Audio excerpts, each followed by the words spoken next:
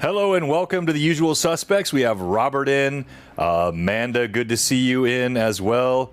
Hello, Biggie Paw, Toriano, good to see you with your new handle, BPG Gaming RPG. That's a lot of G's in there. And then, yeah, thank you so much for joining us so early. We're kicking off here in just a minute.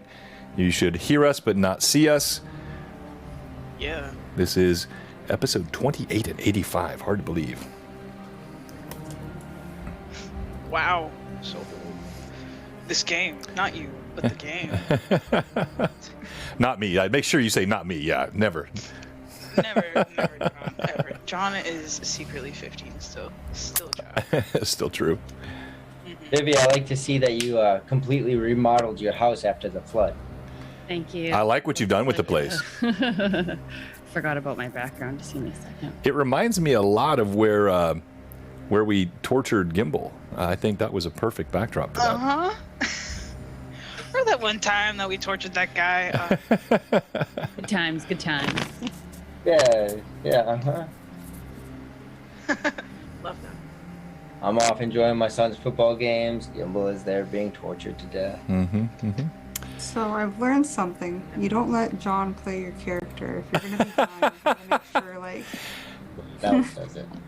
I punish people for being absent by playing their character any way that I want to. So. I've heard. Nah, I'm teasing. Sometimes I play it straight. Sometimes I have a little fun with it. Yeah. Too much fun. Yeah. So how's everyone's day been? Everyone been better than me? Oh, you've not had a good day? I was fishing. Thank you. Oh, okay. No, the day was terrible. No. Oh, you poor Fishing thing. isn't. I was fishing for people to say, "Oh no." Let me give you some extra XP. I feel so bad for you. Oh wow, thank you. Make my day better. No, just car stuff, but it's slowly getting fixed. Again. Gosh, you're like disappearing. Yep. I like this way more. No. That's a marked improvement, actually. Yes. There we go. See, when you play Rasmus, you just have to back up. Now you're Rasputin. And now you're Rasmus. Thanks, I hate it. Rasmus. Rasputin. That actually works really well. That's kind of creepy how well that worked out. No, I'll mess with this. There we go. Hey, Sam, good to see you all the way from England, my friend. Tom, good to see you as well. Man, I haven't been to England in a little while. Vivi, why are you ignoring me? What? I sent you so many messages. Where? On Discord. Discord? Oh shit, I know this. Yeah. Hang on 1 second. Broke my heart. Yeah, it's a problem, Vivi. You know, you're supposed to be in the Discord. We post messages and stuff there sometimes, you know. Gosh, Vivi. Vivi, don't feel bad. I'm never in there either. She's just, you know, beating off all of her suitors, so she doesn't have time to be in our Discord She's doing channel. what to all her suitors, John? No. Okay, all right, yeah. See, like, Stick. Wait. sorry. All right. Golly, we haven't even started playing yet, and you guys are twisting my words. Probably a good thing she didn't hear that. That was not on me. She's giving a Becky, kind you were there handshake to all her with me. suitors. Hob, you were there with me. That was not a reach on my I have part. no. Y'all gotta be nice to me tonight. I'm in pain. I can't laugh too hard. I will start crying. Oh no! Well, I might have kinked my neck to the point where I can't move it, and so, Yeah. you know, it's Do you have fine. any We're fine. icy hot stuff? No, we're just full body moving. It's fine. Great. We're just... Great, cool. You're going full early 2000s anime mech, just like. Oh, yes. That's beautiful. Right. So weird. Well, I'm sorry to hear that. You know, that actually is, it's kind of interesting because you did just dive down by the way, it's not a 65-foot well, Rory, it's a 90-foot deep pit. Good. All right, And bro. Glad I survived that. it's Well, it's I'm gonna start building my new character. now, it's so quite possible you're going to kink your character's neck on the way I down. So definitely was metagaming because I was like, man, he only took like, what was it, 4 points of damage? I was like, oh, okay, so I I took can't. like 19. yeah, he took 19 points of damage. That's close enough to 4. Yeah. And John, it doesn't matter if it was 90 feet or 5 feet. I'm 2'11". Yeah, exactly. The wet hole. Like, I'm not getting out. The wet hole. Yeah. By the way, your mic is clipping a little bit, Rory. At the very top of your volume, you get a little crackle on it. Is that just because I'm talking too loud? Well, maybe, but you should be able to talk loud. Maybe just, I don't know, got to angle the mic, but... There we go. Okay. Hey, Jeff, good to see you as well in tonight. Let's go ahead and kick off some of our pre-roll stuff so we can get into it quickly tonight. Anyone who misses, and by the way, I think I have all of our, you guys should be hearing all of the transition effects and all of the little noises with the bits and the subs and whatnot. Honestly, I didn't change anything. I just did a PC reboot, and for some reason it seems to have all come back. So hopefully that's all going to be working for the player. Like, did you hear that one? Yep, there we go. Hello, Tracy. Thank you very much for the sub. We appreciate it. And let's go ahead and kick off our incredible Greyhawk Awakening intro, courtesy of some assistance from a fantastic artist through Fiverr, and of course, the incredible cartography of one Anna B. Meyer. Anna be flyer. Anna be higher. Ah ha ha. Poet Anna didn't be even know. Skylar. Oh. All right, now it's too much. Too far. Gotta throw the whole man away. How's the audio sound, everybody out there in Twitch land? Delicious. I've missed you, Hob. Man, it's been so long Why, since we bro? played D&D together. Hey, Hob, I didn't get to watch your game last night. How'd it go? Like, gross. Didn't it What? to who? To watch your game last night. How'd it go? There was no game. Oh, I thought you guys had Last night? Yeah, you were on Fabled 42. They had you listed as a player. No, I know. I had to talk to Oh. Dusty because I wasn't able to hop in that one either because of the car. But now the Oh. car has a battery in it. So now, next week, I will be on there. Oh, okay. Well, because I shouted you out in our Discord, people probably tuned in looking for you. Ah, I was in there looking for Really? you, Hob, but it's fine. I All don't of know. us Whatever, just bro. was trying because trying. we couldn't find you. Hello, Keith. Good to see you, my friend. Josh, no. Josh, go somewhere else. Get out of here. Okay. Wait. Is that forehead kisses or something? Oh, hell yeah. We just giving them No. out now? No, stop it. Come here, little boy. Also, I'm going to be selling some of my minis. Ooh. Por qué? Because, wow. Put him on the spot like that? My brain Because just, he wants to, that's why. Oh, yeah, Because he's an actor in LA, that's why. But because I Sorry. Too loud, bud. Too loud. Not that It's not you, it's your mic, where you got to turn down the gain or something on it. It's the same setting that it's been for like 2 years. I don't You and Mike's today. Maybe Becca went in there and messed with it when you weren't looking. I think she did. I blame her. I told her to. I called her in Italian advance. ancestry. All right, good. Thanks, guys, for letting me know the sound is good. The sound sounds good. What about now? Am I still too loud for you guys? Wait, it's not even that you're too loud per se. It's that you're clipping. So let me hear again. Test. Yeah, no, it's awful. Wait. It's awful. How about now? Is it still awful? Awful. Yeah. Awful. No difference. Awful. Falafels? Falafels. Sabotage. That's right, Tracy. Well, they are getting married next week, so maybe she's just trying to make sure he's made of stern stuff before she ties the 4 knot. days, guys. Oh my 4 goodness. days. It has me and microphones. Am I still bad? Yeah. Yep. Yep. God, I don't know which button. You're perfect for me. I don't know what everybody else is talking about. Josh, can you please do that every time you want to use Rasputin? I know that's exactly right. If I John made that will joke. give me the lowdown on what Rasputin got and all of his information, then I'll be able to read it. Well, maybe we should work on that. Thank you to our fantastic sponsor, Ferox Fabrication. He will be featured tonight as we're giving away a Ferox Evolutions mini painting holder.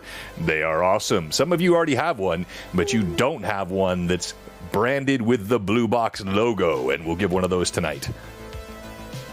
Good now, John. Test. Am I That's still better. clipping? There you go. Better. There you go. Okay, how about now? No. Nope. Okay. Nope. How about now? Nope. No. I did nothing. Yeah, I think you were just quieter the first time you spoke, and then you got louder with your volume and you started clipping. Leave and come back. Would that help? Okay, if I just talk like this, am I good? Yeah, you're fine like that. But I don't really I'll want... have to mention it back on. Or... Have the mic right there. Okay, you make horrible jokes right now. All day today. Okay, Rory, it's not working. Me again. Rory, it's really bad, bro. I wouldn't say anything if it were small.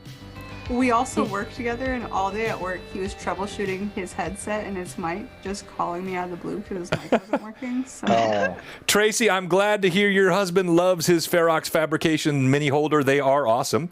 Let's talk about this sponsor. We haven't talked about them in a while, but I've actually got some of their dice here that we have another set for giveaway. Probably won't do that tonight, but we'll do it in an upcoming show. Cozy Gamer Dice. okay, how about now? Test. Am I still really... Nothing yet, but get louder. It's clipping a little bit. Yeah, a little bit, but not. How about now? Okay, nothing there. Go ahead. Now, test. That's better. Okay, let's move that dial a No, little bit more. no. That was not good.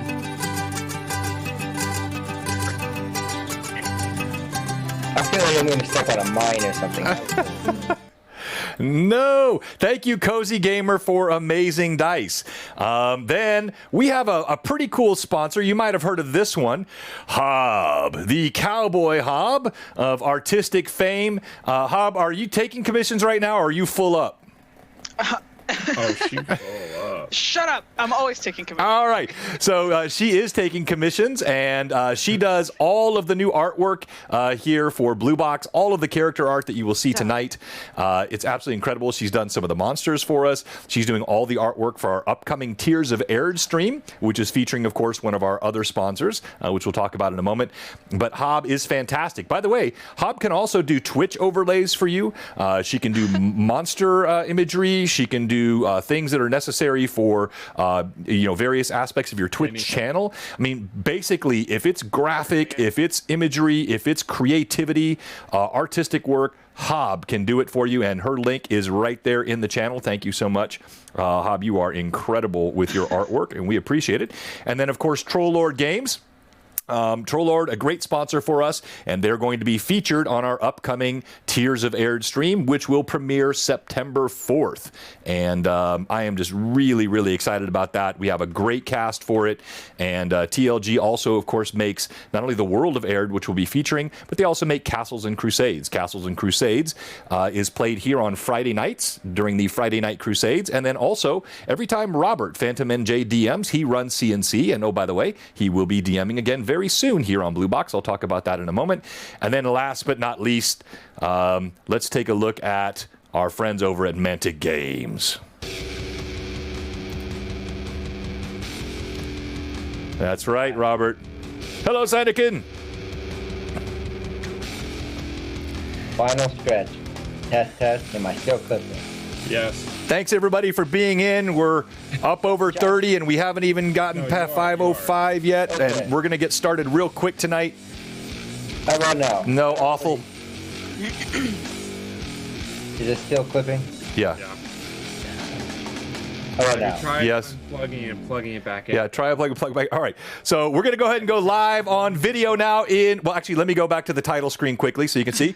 This is episode 28 and 85 of Blue Box Greyhawk Awakening. So if you don't know what that means, any of our newer viewers, the first number is how many episodes we've had in Book 2. We're currently in Book 2. And the second number, the 85, is how many total episodes there have been in Greyhawk Awakening, inclusive of Book 1. So we are now 85 sessions into Greyhawk Awakening, and with that, we begin. I don't think I have audio. Oh, yes. Hello, everyone, and welcome to Blue Box tonight. Thanks for everyone being in early with us. Thanks for all of my players being on time. I know we all have real-life stuff that sometimes keeps us away from the game, but we've got a lot of fun stuff that's happening here. And again, thank you to all of our sponsors. Before we jump into the what happened last time, and also the introductions of the various players. I want to just update everyone on the schedule. I'll probably do this once more at least, maybe during the halftime or at the end of the show.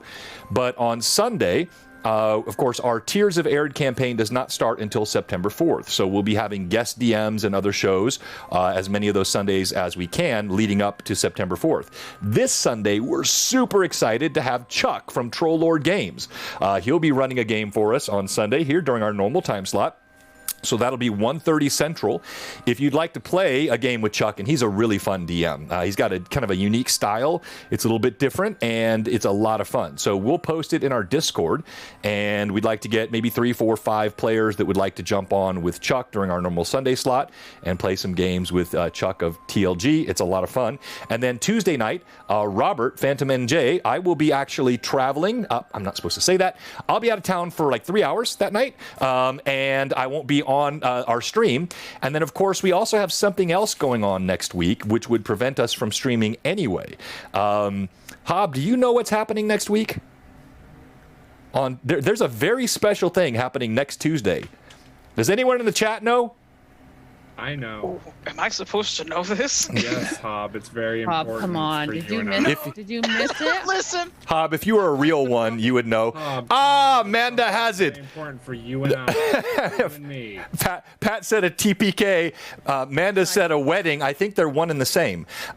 So next week we have Yes, you and I are getting married. I can't believe you. How dare you?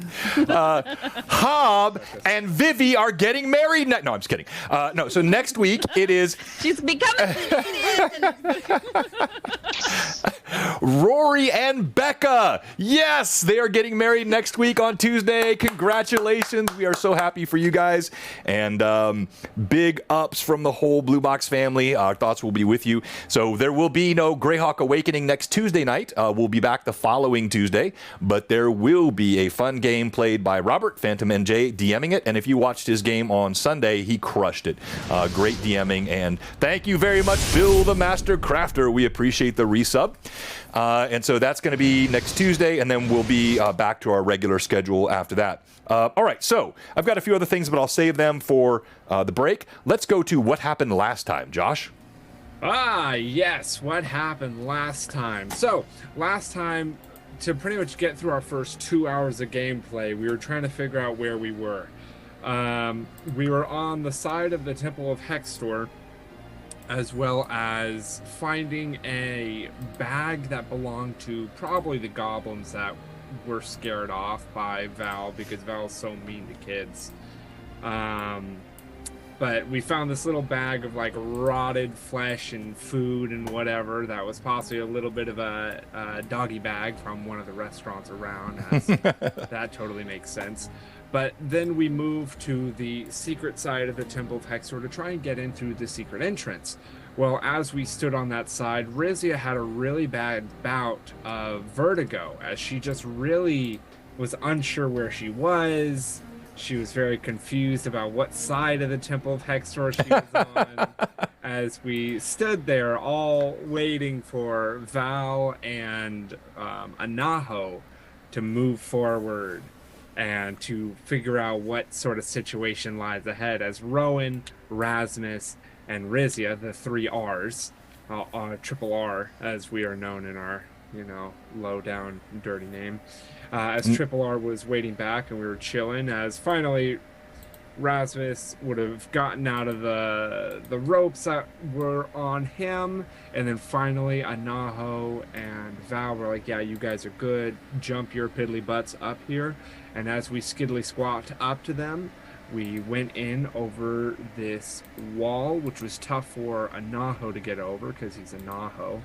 And Val was kind enough to offer a hand, I think. Or was Val like, nah, F off? No, yeah. Val like threw him.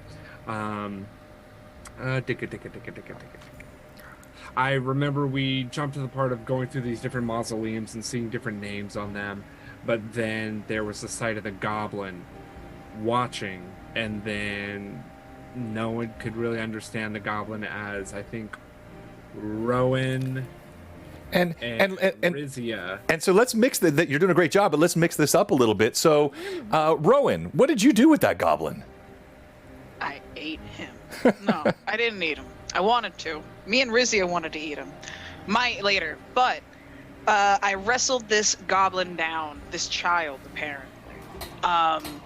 Shook him down, and was ready just to pop his little head off with that strong bicep of hers. But I believe it was Val that came by and was like, hey, uncool.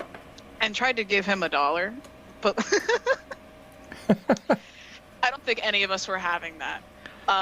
And because Val was so nice to this goblin before, the goblin was like, oh, I only want Val. So Val convinced Rowan to let him go. Rowan's like, whatever. And the goblin leads us back, I think, over to that, I think it was open door at that point. It was like they opened the door for us, right? Yeah, he found. So you had already searched this particular door mausoleum, but you didn't find the catch for how to open it, and he knew where it was because he had observed humans coming and going here, which he communicated to Val because Val had been kind to him. And lo and behold, shocking the party, Val actually speaks Goblin, which may perhaps explain a little bit of why she demonstrated kindness to this little creature. And so from that point, you went inside the mausoleum, and what happened from there? Rory? I died. From there, am I still clipping? No, you sound good. Oh, thank heavens. From there, we traveled and we made it down a little ways as it became a little bit cooler and cooler, and I don't mean awesome, it just actually got cold. When we entered a room that had this, like, I don't even know what it was, some kind of ice shielded, encased human monster that tried to beat us up, but you know, when you have someone that takes a sword and shoves it through someone's legs, it kind of does a lot of damage. And then Val went in and took her dagger and shoved it through his eye, and that also does a lot of damage. So after we did that, Rasmus did a magic check, identify magic to see if there's anything around, trying to, you know, ensure it's as safe as possible. And he found some items. Rizia, to her true nature, beat Anaho to the body and looted him first. Naho checked the door. It was very well greased, well used door, and we opened it to find this very big room with a pit in the center and some, you know, like I forget what that's called, but whatever, the chain. A chain with a, what was the word, Hob? Wait, what? I'm sorry? So in the room with the chain, there was something on the floor. What was the word? Was it a... Come on, Hob. Wench? Or was it a... Yeah, a wench or a witch? A winch. So, like, where's this lady? Yeah. So if you missed last week, that was actually I chuckled about that like 4 times this week just randomly. Wench is with an E, winch is with an I, and it's a thing that you turn, you know, which can pull a rope or a chain or something else. 2022. And so if you missed it last week, I described this room with the chain and the winch, and at one point, Rowan, Hobbs' character, says, I go over and I try to talk to the wench. I'm sorry. Let me smooth talk this lady real quick. Let us out. Yeah, all right. So go ahead, Rory, continue. Yeah, so the winch is broken. The chain is hanging there. You can tell, though, it went up to the ceiling and into this pit at one point. Anaho takes the lead. And he goes in, but someone distracted him as some stuff was going in on the inside, and that chain actually animated, wrapped around him, squeezed him. It wasn't a very loving hug, and threw him into the pit. Meanwhile, Rizia goes in and I almost said Hobbs. All right, so let's pause there, and let's go back to Josh. Tell me what Rasmus did, and then Rebecca, tell me what Valfino did, and then we'll begin tonight's session. Go ahead, Josh. So first, Josh had a lot of miscommunications with the hole as I usually have with my poor brain, the smooth walnut that I've got up there. As Rasmus ran up, Josh was like, oh, there's a chain hanging from the center going down, attached to this cage that he hit, so he'll slide down on this chain real cool. So I get up the edge, I'm like, okay, so where's the chain? And John has to then relay out the entire scenario for this poor boy. As he's doing that, he's like, okay. As he runs in, he actually gives an order of sorts to Rizia, saying that she's kind of the stronger of them and the best of them, and if they're going to stand a chance to take on whatever the freak this chain is.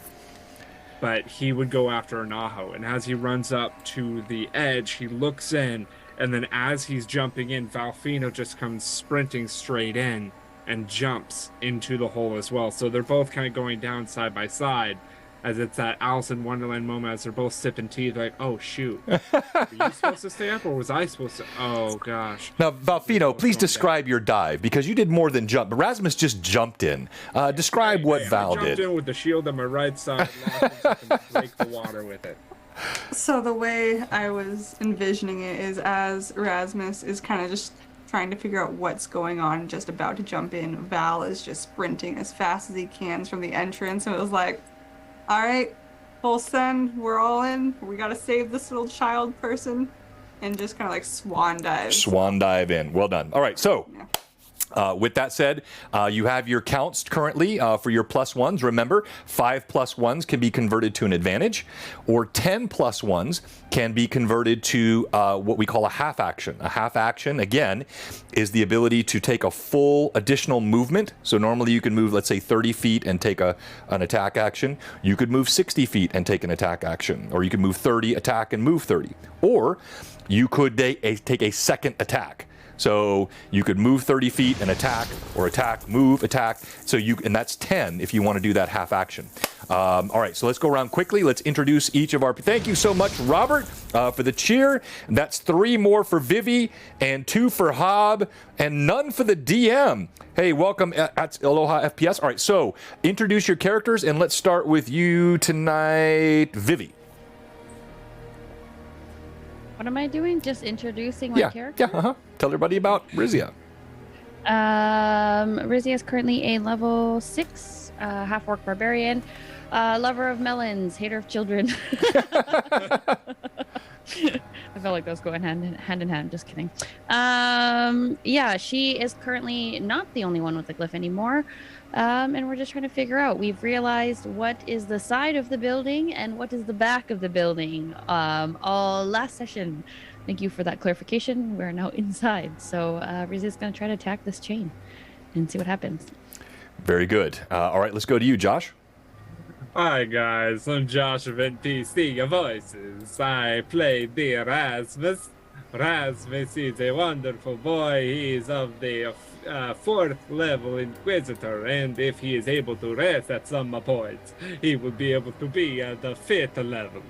And he currently has a good friend named Rasputin. That Rasputin is currently resting up, as he has done quite a lot of work in the past little bit. Hey, Josh. Yes? You know I hate that accent. Why are you doing it? Yeah. Go ahead. Every time you do that, I say that. Do it, I dare you. All right, excellent, Josh. Thank you. Let's go to Val. So Val is he's a half elf. He's currently a level 3, and he's just all about protecting his people. And you know, when he saw Anaho get taken over that cliff, he was like, "Oh, okay, these are our people now. So we're here. We're doing this. We're just gonna do it." And he went, no second thought, just fully going for his people. So Love it. And yeah, he's been a very interesting character that's joined the party. All right, let's go to you, Anaho. Yeah, so Anaho is, as always, 'cause, you know, at some point you stop growing, a full 2'11". He is also level 6. Josh, it's good to see that you're finally catching up a little bit. I'm so close. He is a halfling slayer. Very, very, very quiet. Unfortunately, that doesn't matter against animated chains, though. No, not very much at all. All right, and then last but not least, Rowan, played by Hob. Hi guys, I'm Hob, and I'm be playing Rowan Greycastle. She is a 6 foot tall, pale-skinned, freckle-faced, blonde beauty. You can see the absolute horror and terror in her eyes if you just take a look at her beautiful picture. And I think right now she's trying to talk to some lady named Witch. Witch wench, watch. Which wench? One of them. Well, and I think if I am catching my cues correctly, that's the second time that Hob has been fishing tonight. So let's go ahead and bring up her character art, because clearly she wanted to show this off again. This is the incredible Rowan Greycastle, and just look, there are the haunted eyes that she spoke of. And of course, you can see there is much pain. The detail in this drawing, absolutely incredible artwork. And of course, there seems to be something looming behind her. Very interesting. All right. With that said, thank you for the introductions. Players, let me set the scene once more, and we will resume our session from last time. And let me kill this guy in the background. No, John, please don't. Thank you very much for the cheer. Moose, is that for the DM? Yes, there we go, my friend. He said it's a disadvantage. No, Disadvantage that's when my that's guy involved. right there. All right, and so here we go. Anaho, as already mentioned, you look up and you see sitting with you in this mucky, miry water. You can look up. The light of the room above is barely a pinhole. But from this pinhole, 95 feet up, you can see two figures that are now falling straight down towards you, even as this sense of the macabre sends a chill up your spine. The hair on the back of your neck stands up. You turn your head and you see this creature, as described last time, emerge from the water. Bits of flesh stripped off of its face, strands of hair dangling from the little patches of scalp that are still stuck to the skull, as this long serpentine tongue flicks out like a serpent scenting the air. And we go to initiative. Who had it last? I mean, Anaho's currently the one up front in combat, so... I think it I was failed the Rory. last one. I failed the last one. Are you But sure you this failed is the a- last one? I Yeah, he I got think thrown Oz- in. failed. All right, here we go. Yeah. What did I do? Who's So you going? roll initiative then, Hob. D6, And the that's- square one. Oh. You're welcome. It's not square, it's cube, but... All right, so we're gonna go Thank with you, a 5 Caustic. tonight. Oh, let's go, Benjamin. Thank you. Sick. Thank you. Beat that. What'd you get? A 5. All right. Well, unfortunately, I got a 1. All right. So it is pure adrenaline, Anaho. The side, your ribs still aching. You can feel you've got a cracked rib from where you struck the cage. Terror and fright as this creature's tongue flicks out. You see it starts moving towards you. Actually, the tongue starts moving towards you.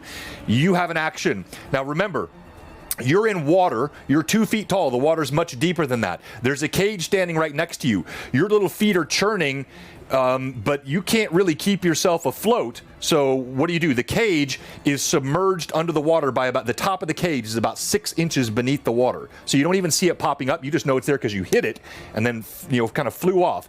So again, imagine this 20-foot diameter, 95-foot deep, chill cold water, cage sitting in the middle, 6 inches beneath that water as this creature emerges next to you. What do you do? All right. So do I have a hold on the cage? Am I like holding on? If you want to. Okay.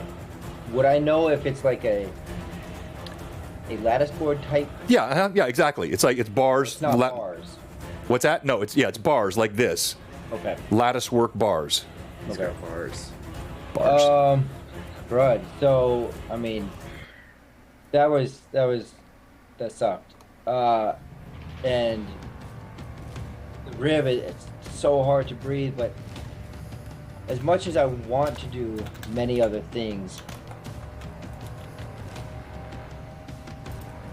and the thoughts are fighting in my mind, because I am back where I hate.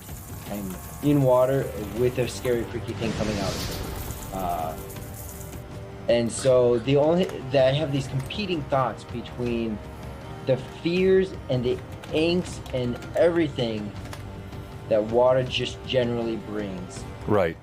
And a moment, a fleeting moment, but a moment of hope, which is foreign, of a chance. And so I want to reach in and grab the flask that I bought from Yaj Okay. and use the full heal.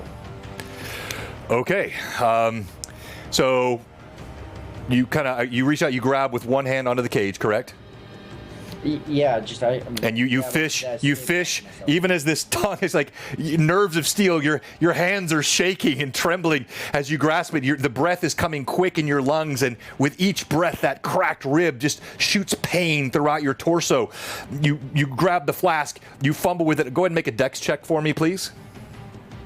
High or low? So you're trying to roll underneath your dexterity. And I'm going to put you at a -2. So in other words, add 2 to your roll. Okay. I can do this. Please.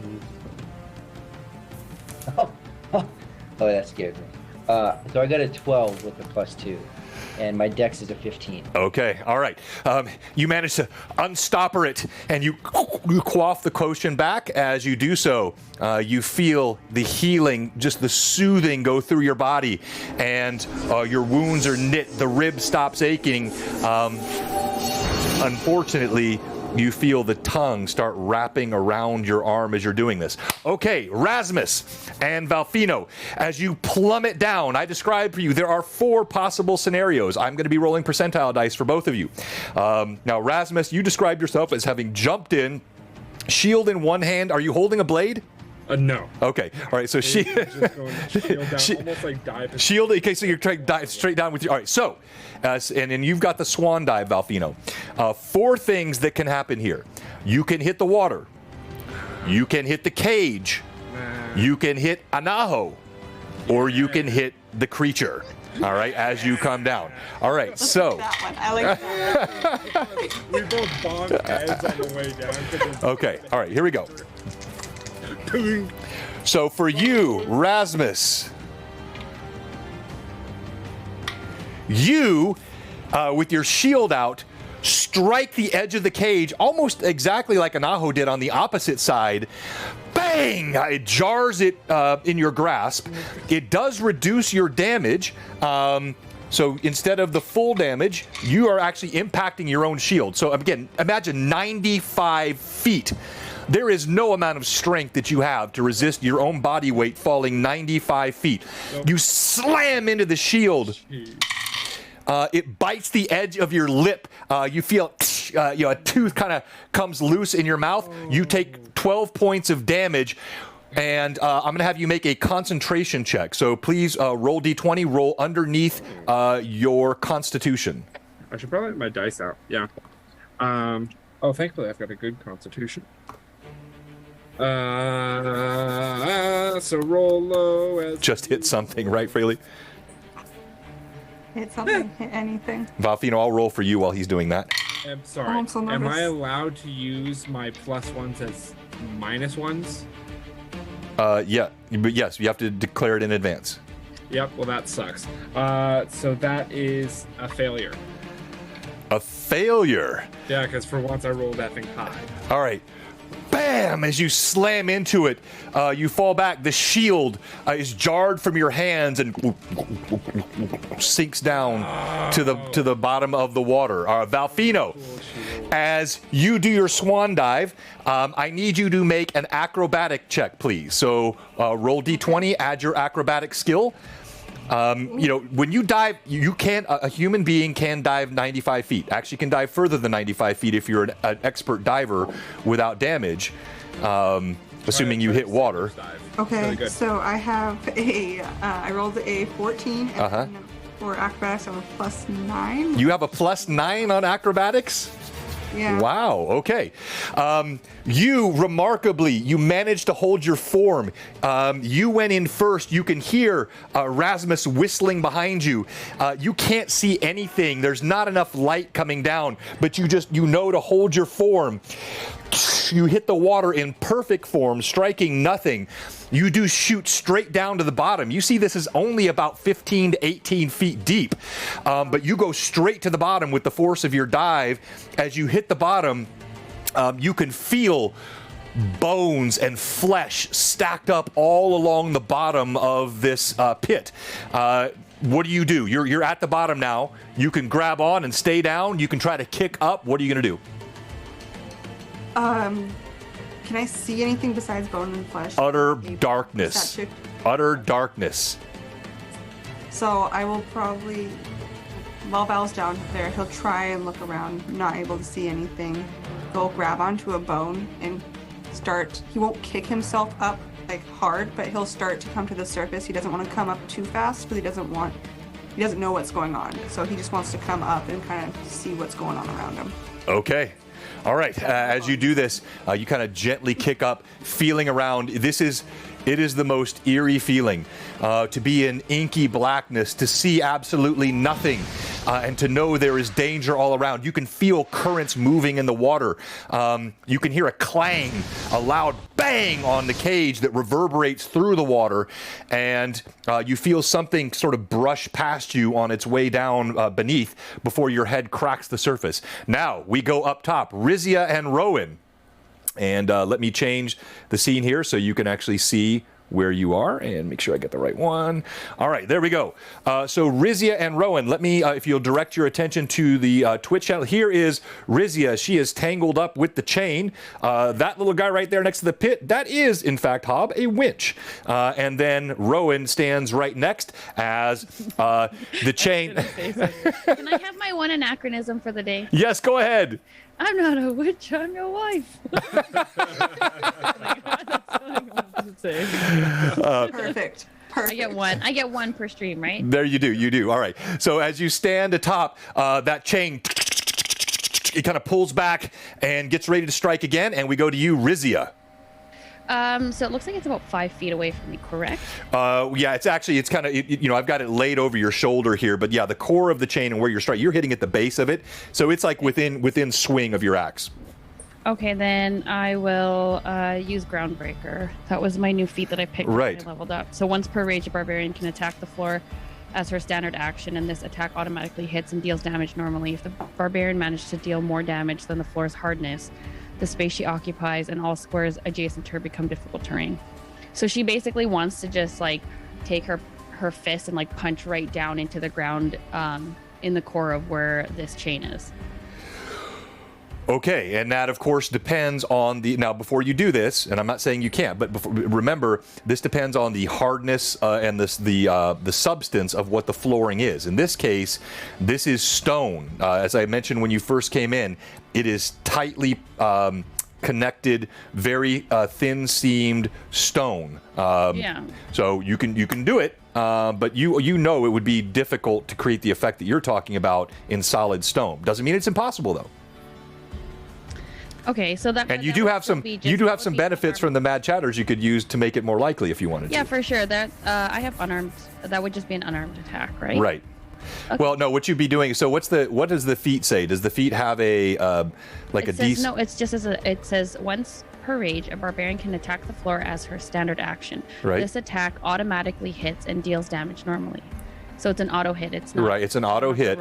But then, in terms of the damage to the surrounding, wasn't there some language on that? If the barbarian manages to deal more damage than the floor's hardness, the space she occupies, and all of its squares adjacent to her become difficult. I see. Okay. Yeah, I know how to handle this. All right. So you auto hit. Go ahead and roll your damage. Based on my knowledge of stone. How hard would I assume? It's hard. Hang on here. So, thank you very much, Chris. Good to see you, my friend. It would be, let's see here. Sorry, guys. I should have had this. I knew you had this I don't know feat. how I even do an unarmed attack on this app, to be honest. Oh, it's just a roll to hit, and you're using no bonuses from weapons. So you got your level and your strength, but you don't get any of your weapon bonuses. That's all you do for So an it would unarmed just attack. be strength. My strength mod then is what I would. Right, for your damage, you would just add your strength modifier. Or if you're raging, your strength is up. I know. What's the die to roll for unarmed? All right, so what's that? What's the die to roll for unarmed? So it's going to be a 1 to 2 on the die. So you roll a d2, so roll a d4, divide it by 2 if it's just a fist. Now, if you have like spiked gauntlets or other ways to make your fist attack different, but just a raw fist does 1 to 2 points of damage plus your strength. Oh, okay. So can I expend 10 points to just make it a plus 10? Well, so the plus 10 would be on your to hit. We've not allowed can't points use it to be for- added to damage. Okay, that's fair. But hold on.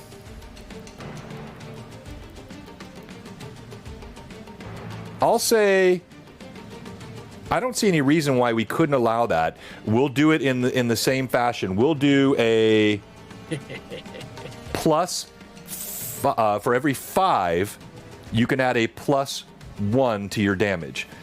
Because that can be significant depending on what you're doing. So if you wanted to expend 10, example, then you could add plus 2 to your damage, plus your strength, plus your roll.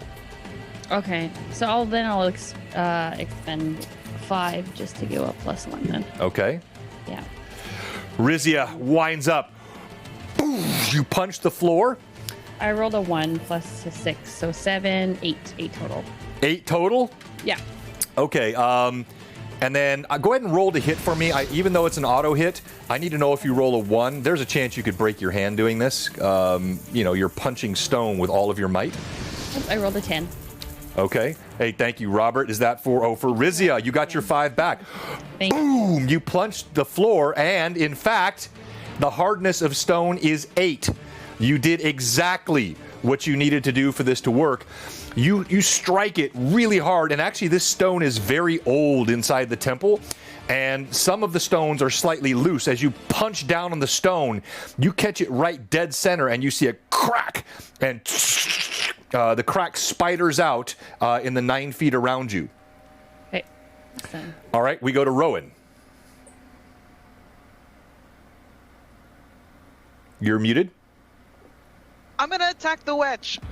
All right. I'm gonna kill not the that thing. winch. What did Are you going after the winch or the chain? The cranky boy. The if chain. we destroy the cranky boy, then maybe it won't yeah. work no more. Well, no. Okay, so I'll describe this to you again. Well, actually, no. That's actually not. You can see clearly the winch is broken, as I mentioned last time. So it's having nothing to do with the chain. But you don't know if the winch perhaps is a power. You don't know that. So it's your call. Well, I mean, you've already convinced me otherwise. Maybe I won't hit her. You're new to my game, so I'm giving you guys a few extra clues and hints I might not normally give. But yes, this chain appears to be animated of itself. The winch is an artifact of how the chain used to be used. So, you guys can. I'll let you piece this together because it's really immaterial to the game. That cage was lowered and raised by this winch. And with the bones that are beneath that Valfino just touched, you can kind of guess what this was being used for. All right. Rowan. Killing people. I'm gonna have to rage. Did you get my text, by the way, John? Was it a about text or a the Discord? rage or Discord. Okay. Let me check. No, I didn't. Did you get it? are we doing this again? John, I sent got you a it. message on Discord. Hey, John, I'll give me a second. I'll send you a message in a second. One moment, bud. You and I are going to need to talk about that. In fact, I've been wanting to get a call together for you, so not yet. No. Okay, cool. Understood. I know that it didn't work before, but I kind of feel like I don't have. Oh no! You know what I can do? Is Rizia raised up off the floor at all, or she's just all chained up? No, the chain has actually released her, and it's coming back for a second strike. She's actually in mid-punch right now. You're seeing her hand slam into the ground. Okay, can I get in the way and with the sword kind of parry the chain away? Yeah, you can do that. Go ahead. So you're going to make an attack with the intent of trying to either deflect or even draw the chain's attention toward you. Yeah. How? What roll would that be? So just roll to hit. Okay. Now. Big dice or square? Just to remind myself. The D20. Okay, cool.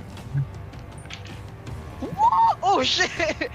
That's a nat 20 right there. Oh, okay. Roll again. Hey. Picture. I'll take it. No, we don't need the picture. Roll again. Confirm. Josh. Roll to confirm your crit. Okay. Fuck. That one was a 10. A 10 on the die. Yes. Well, yeah. I mean, look, the chain's not hard to hit, so that is a crit. All right. Roll percentile dice, please. Okali. Neighbor.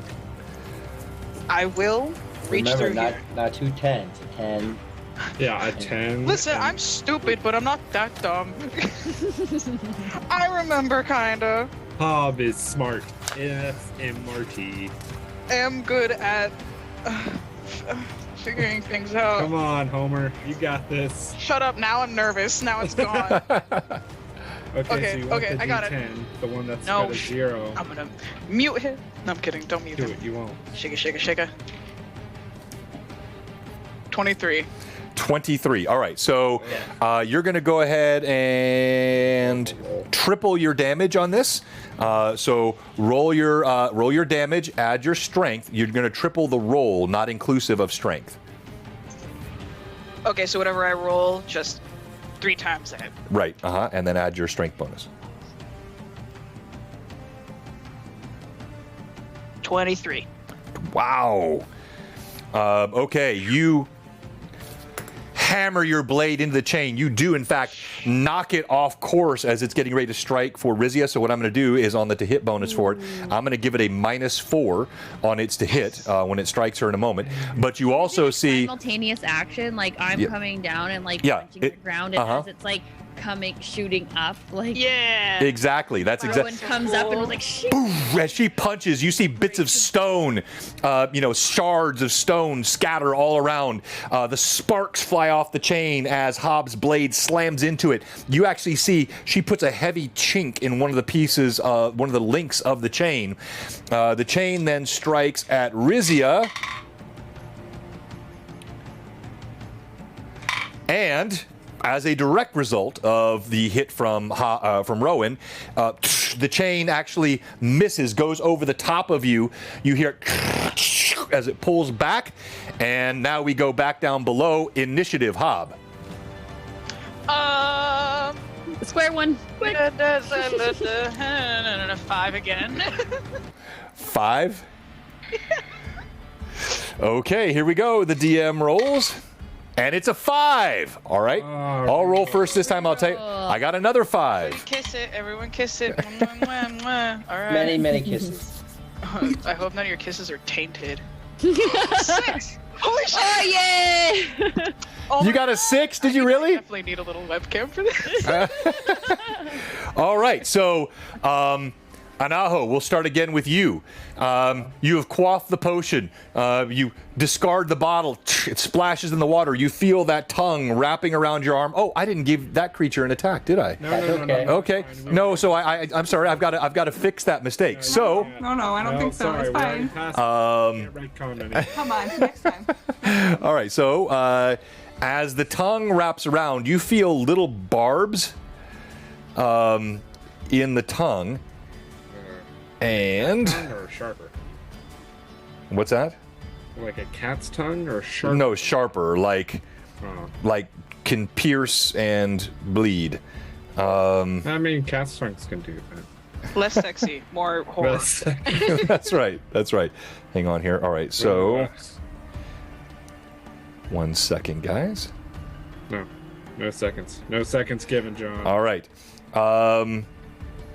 As it strikes, Wait, what is that? Didn't work.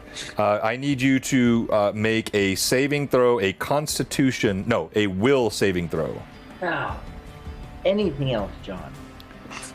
Anything else? What did I say? What saving throw did I say? A will save, right? Yeah, will save. Yeah. Hey guys, I'm gonna go to sleep, okay? Good night. Wait. I might have something to help, but give me a second. Go ahead with your roll. Forget how this. Gotta look at my numbers here. Robert, thank you so much, man. All right, I'll tell you, your DC here is, and you're gonna want to make this. 29. Hold on, it is. 248. 19. Woof. Thank heavens. 'Cause I got a +2 on my will. That's why I don't like it. I got a +2. And you rolled a 17. You got a 17 on the die? Okay. I got a 17 on the As that tongue wraps around your arm, you feel your joints begin to stiffen, almost like rigor mortis setting in pre-death. As they do, your eyes go wide in horror, and you manage to force away whatever this is that's happening, but you can still feel that tongue is wrapped around your arm. All right, now we go to next round. You have initiative. Anaho, what do you do? Okay. Well, a lot of things doesn't seem. I'm going to, with it wrapped around my arm. Is it lifting my arm or is it? No. on my arm? It's, if anything, it's kind of it's pulling you back toward it, Right. even as these two clawed hands are also reaching towards you. And am I able to see it, even a silhouette of it, or? No, you can because its eyes are glowing slightly. So above the water here, right face to face with it, you can kind of see the limbed blue outline of its face, the hands, the tongue. It's all illuminated by its own glowing blue eyes. Perfect. So I'm gonna take my other hand and fish around for one of my other flasks. Specifically, thank you, Phelan, one of the fire flasks. Grab right that. down the throat. Oh. And I'd imagine I'm still not right next to his face. So I want to grab that, get it ready, throw it, and just yell out, "It's time for light to be shed on this darkness." And throw the flask at the creature of sorts. All right, it's. I mean, you're really close. So go ahead and roll to hit, and you just don't want to. You don't want to fumble. You don't want to roll anything really poor. It's not like you're gonna have a hard time, throwing something into this creature's face. Just I'll do my Pirates best. of the Caribbean this. He would be a yummy snack. That was really scary. I got a 13. Okay. You throw the flask in the face of the creature. It does explode in a spray of fire, and as it does so, illuminates. You are close range. You are also going to be impacted by this flame. You are in the range of this explosion. There is no reflex save to be made. You're floating in water, so you're going to take damage. The creature will take more damage. Rasmus, as your shield hit, you went, bam, slam. You went a couple feet under the water. You're going to be coming up out of the water. So please roll a d6. And I'm going to tell you if you're out of the water, heads popped up, or if you're still beneath the water when that flame explodes. How far is Rasmus away? Well, it's only like a 20-foot wide, so he's like 5-6 feet away from you. Okay. Yeah. It's a 10-foot radius on the Got a 1 on the die. You got a 1 on the die? Okay. Yeah, on the d6. Okay. Then you're still underneath the water. Hey. As this explodes, you take no damage, but you, Anaho, take from the flames.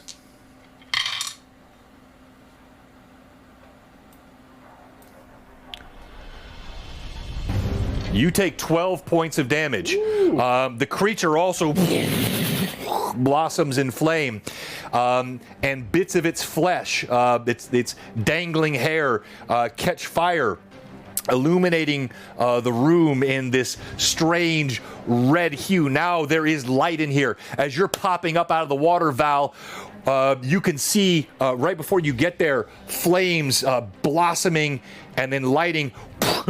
You come up out of the water, and now we go to you, Val. So as I see these flames kind of igniting and bringing light to the area, I will reach for my dagger, but I still have the bow in my hand, and I'm trying to figure out what's going on. Can I see that Anaho is being held onto by this creature that is now on fire? Yeah, and by the way, you need like your camera's out of focus. I don't know if you can see that. Just give it a little boop. Sorry, guys. There you go. Tap that. Get on the floor. Perfect. All right. We good? Yeah, better. Yes. All right. Okay. Give me some.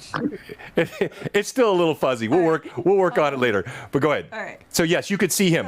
He's just a few feet away. You see his face wrenched in pain as the flame comes back on him as well, and the creature's tongue. In fact, actually, let me see if it releases. It does not. It still has that tongue wrapped around his arm. Okay. How far away am I from the cage?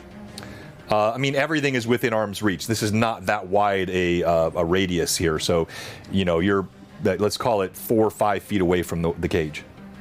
Okay, so I would like Val to kind of swim over to the cage, hold onto the cage with the hand that he has his dagger, and then take the human bone that he picked up from the bottom of this well or whatever, and just kind of try and chuck it at the monster's head. Okay. All right. You take it and let's see. You pull it out. It looks like it's a forearm bone. Looks like an ulna, which is the thumb side. And you take it and you chuck. Thank you very much, Nurse Vivi. You chuck the bone at its head. Roll to hit. So proud. Radius? I'd like to kind of imagine that Val would kind of look at the bone and be like, "Oh, okay," and just chuck it. All right. Very good. Roll to hit. For a second. Which one do I roll? D20. Oh, yes, sir. And then you're going to add your dexterity bonus, and I know your base level bonus. So a nat 1. A nat 1? Yeah. Okay. And roll again, please. My dex. It doesn't matter. Roll again. Sorry, Naho. 17. A 17. Okay, so it is not going to be a fumble crit. However, this is the rule. When you are firing missile weapons into tight areas, a 1 is always going to hit one of your comrades. Now, fortunately, it's not a dangerous weapon, and you didn't like crit and hit him in the eye with the severed shard of an ulna. So you now as Valfino pops up out of the water, she screams. She throws a bone. Bam! It clanks right off the side of your head. You take 1 hit point of damage. You're gonna have a nice knot there later. Let's go to you, Rasmus. You come up out of the water. You're bleeding from the mouth. Your shield is floated to the bottom. I'm so pissed about that. That was a nice shield. I'm gonna get that back. So currently, Anaho's on the cage. Yeah, he's gripping the cage with one arm. So he's off the cage currently. Yeah, he's only holding on to the cage with one arm. He was floating in the water next to the cage, holding the cage with his left arm, threw the flask with his right arm, uncorked it with his mouth, tossed it with his right arm. The creature's tongue wrapped around that arm now. Okay, so the creature is on the cage, not on the cage. No, the creature is not on the cage. It's just rising up out of the water. Then Rasmus will, whether it's a movement or action, he will get on top of the cage so he has some form of standing. Okay, so we'll call that a full movement action. You're not moving 30 feet, but you're in water. You're somewhat disoriented. Okay. You clamber up on this wet cage. Go ahead and roll. Let's roll a climb. Shouldn't be difficult, but just roll a d20, add your climb skill. Because it's wet. It's a little bit slimy. You're very valid. You're very valid in what you want. Yeah, okay, great. Climb, that's going to be an 11. An 11. Total? Yep. Okay, hang on. My rolls have been great. Absolutely. So you do manage to clamber up, but as you're climbing up, you slip. You land on top of the cage, kind of chest first. So you're up there, but you lose your attack this round. But you're on top of the cage now. Now let's go back upstairs, and we'll go back to Rowan. Sorry, go ahead, Josh. No, I just wanted to ask, because I'm trying to get to Anaho, so I'm on the cage at the moment. What does Anaho look like? Is he super bloodied up? No, in fact, you don't see any blood on him, but you do see, presumably associated with what you just saw, the orange glow that flashed up above, that the side of his face looks burnt, hair singed away.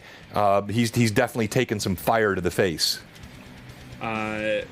Rasmus will see Val still, I think, because Val's still up. And severed the tongue. I can heal Anaho. As he's just trying to pull himself up with the strength he has for the rest of this turn. Okay. You shout this out as you pull on top of the cage. Now we go upstairs. Actually, you, Rowan, are finding it difficult to hold your footing as the stone is vibrating and cracked underneath you where Rizia just punched it with enormous force. Shocking what you actually saw her do. And now we go to you, Rizia. Is it still up? Yes. It's badly damaged, but it is recoiling, and it's actually, hold on here, let me see. Yeah, it's actually pivoted. That blow that it took from Rowan, the chain is, and you see it coiling. It's going to strike at Rowan. Okay, as it kind of coils back and begins to strike, she will attack with her great axe then. And I can attack twice, so. Okay, roll to hit. First one, 15 plus. That's a hit. 27. Yeah, that's it. And then I'll roll the second one to see if the second one's hit. This is not a difficult thing to hit. Okay, 12 plus 7. That's a hit. 22. All right, so you Right?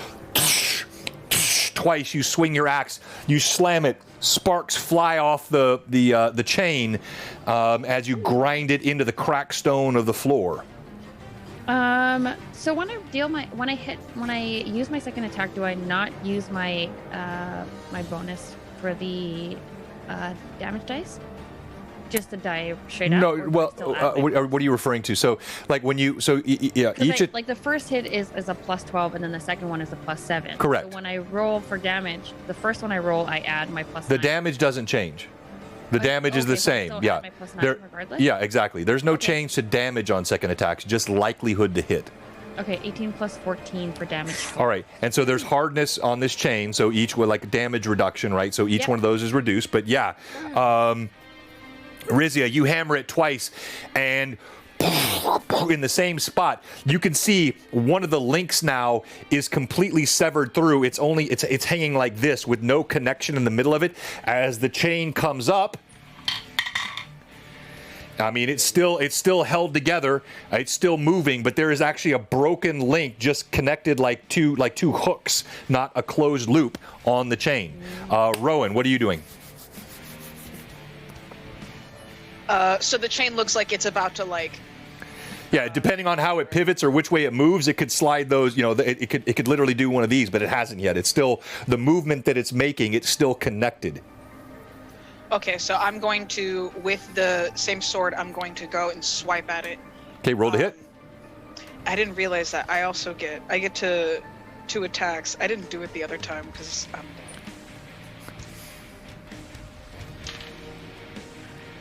What level are you? Okay. What level is? Remember. What level is Rowan? I'm a level 5 now because you gave me that 1200. Right. Wait, no. You're still level 4. You don't level up until you rest. You have to. You have to rest. I didn't get much, so I'll just take it back out. I'll take it back out later. I didn't use anything. That's okay. All right. So what was your? But so you don't get the second attack until you're the next level. All right. So what was your roll to hit? That's gonna be a 7. A 7. A total of 7. 7, 8, 9. Okay, so a 10. A 10. All right, yeah. So you strike the chain, but as it's moving, it's kind of moving away as your blade strikes it, so you don't get enough force to actually do any damage. And now the chain will attack, and it strikes at you, Rowan. That is a hit. Which one of us down below gets hit with a Rowan? And yes, all right. So you take, as the chain strikes you, you feel the links digging into your torso, constricting you tighter than the tightest corset you've ever had. Your ribs kind of ache, and your cartilage starts to pop. You take from it. As the breath is squeezed out of you, you take 11 points of damage from this, and sure enough, it hoists you into the air. Hold on. As she's being raised up, she's like, I've always hit your corset. Like, lifted in the air. The links still have not separated, and it pivots, getting ready to drop you over the water, but that's its full action. It hasn't done it yet. And now we go back down to the creature that has a Naho in its grasp. And as this long tongue again cinches down, the two claws come across. So first of all, make that will save for me again. Reminder, that's a DC 19 on the claws. What is your armor class with no dex bonus? Because you can't have dexterity kind of floating in the water.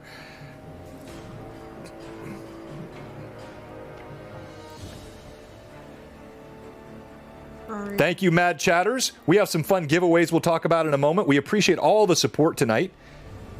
They're going to need it. Yep. So my AC is 17. And then so I'm just minus. Yeah, take out your dex bonus. Oh, jeez. You're going to consider like flat-footed, basically, is what we would call it. Right, yeah. So well, taking off my dex bonus would make it a 15. My dex is a +2. All right, both claws hit. They rake in. One comes across your right shoulder, or your left shoulder, pardon me, the one that's grabbing onto the cage. And from that, you take... Ouch. 87. You take 9 points of damage. The other one rips into the base of your neck here, right at the connection with your trap, and you take 12 points of damage from that. So you, as the cold claws sink in, you can only imagine what manner of infection is being pushed into your bloodstream as these nasty-looking, horribly infected-looking claws sink into your skin, pulling and raking across, scissoring and ribboning your flesh. What was your saving throw? 21. A 21. Okay, again, you feel, and there's a sense of panic because you know if you don't resist this, you're going to sink like a stone, frozen, paralyzed beneath the water. Now we go to initiative. Hob, you've won twice. This is an important one. Come on, Hob. Come on, Hob. Come on. Please Hob. don't kill me, Hob. Don't mess up. Come on, Hob. You'll be many kisses. Oh, if by the way, if you have any, if you've been given, you can actually use the +3 for what is it, for a bonus to 1 on your initiative roll. If you want to give up 3, you can use that for. We're gonna take it. We're gonna take it. That's gonna make it a 3. Okay, so Wait, no. Wait, you said I get 3? no, you take Minus 3 for take plus 3 away, and you can add +1 to your initiative. 3 for your advantage. Don't worry, you just get +1. Just roll the die and +1. True. Wait. Yeah. Okay. All right, if you got that, Amanda, she used the 3. Okay. 5. Nice. 5. Well, I have a 5. Please roll again. So an on-lone ranger. Anything you give to the DM becomes a possible advantage or bonus to the monster. So I represent the NPCs and the monsters. What'd you get that time? That's a 4. What'd you get? I got a 1. All right, you have initiative. All right, let's start. Rizia, let's start with you this time. Let's stay up top. Rizia, you see Rowan as the chain pivots. She's out dangling over the water. What do you do? She's gonna attack it again with her great axe. Let me roll first before I tell you what I'm doing, because I might say something grandiose and then I might fail. Okay, all right, go ahead and roll the hit. Okay, so 22 to hit for the first one. That's a hit. And then 22 again. 15 plus 7, yeah. All right, so I don't even need you to roll damage. I know. Well, actually, no. Go ahead. If you roll, if your total is less than 10 on each attack, let me know. Less than 10? Yeah, if it's 10 or my less. Is already 9, so it's kind of impossible. Yeah, okay. So, I mean, because the hardness of this thing is 10, so it's like damage reduction. Okay, so 5 plus 9, 14. 14, so it's 4 plus points on the 6, first attack, and so then 15. So 9 total, so 5 and 4. Yeah, all right. 29. You describe for me what happens. As she kind of looks at the ground, Rowan almost moving in sync with her. When she punched the ground, there was a lot of debris flying everywhere. She's swinging violently at this chain. She catches in the corner of her eye the part of the chain that's almost unhooked. As she aims for it, she swings her great axe right back and up and forward, thrusting it forward, breaking the chain in half or wherever as it clatters to the ground. And as the chain clatters to the ground, you hear Rowan, or you hear Valfino, or no, you hear Rowan, sorry. Ow! As she plummets down the well. Did you fall? Yeah, it was in the Wait, air. okay, so you must have missed it, Vivi. I described it twice. The chain had pivoted and was dangling her over the pit. So when you broke it, the chain is now severed. She goes. You gotta go down there anyway. I like to think that, like, as she's falling, she looks at Rizia dead in the eye as she disappears. I think, like, that would be perfect, because she's just gonna be just violently. She's in a rage, right? She's in a blind rage. She's just violently attacking this chain. She sees a moment of weakness in that chain, so she swings for that great axe, not realizing that Rowan is being held up above the pit. And so as she makes that last epic break of the chain, she's hears all the chains clattering down to the ground. She looks up and makes direct eye contact with Rowan as she falls into the pit. you just you literally shout down, I'm like, I'm coming, we gotta go down there anyway. you see her eyes are wide, and then they disappear beneath the edge of the pit. All right, so now we go back down below. One of us gets hit with that rope. All right, let's start with you this time, Rasmus. Oh no, I'm finally here to help. Let's start with you this time, Rasmus. You're clutching the top of the cage, the burning scent of flesh. This creature's strange. Now with the flash of light, there's still some burning flesh and hair, so you still can barely see. The tongue is a deep ochre purple, and you can see these spikes that have come out of the tongue have now embedded themselves into Anaho's skin, and his arm is being stretched out even further. What do you do? Can I tell if, I mean, it seems pretty obvious to Josh and Erasmus, but can I make a monster lore check to see if this creature is an undead or Go ahead. Yes, please do. Quality. Hey.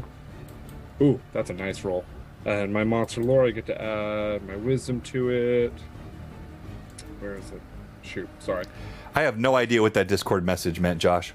I just got it. That's. It's modifier knowledge checks. So this would be like a nature check, I think, John.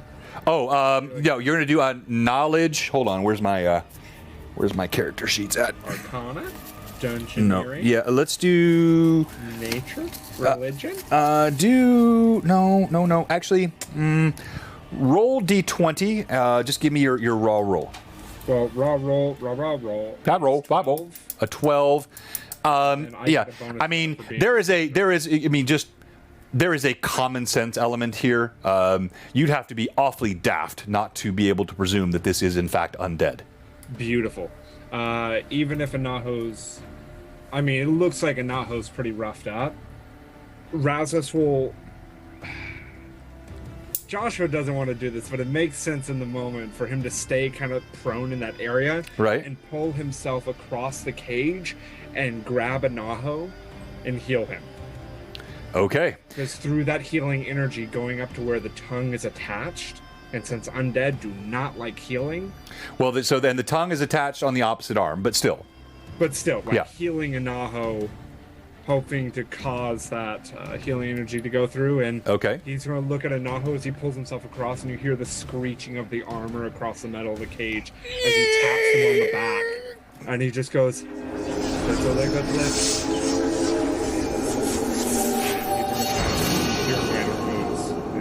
my last spell slot.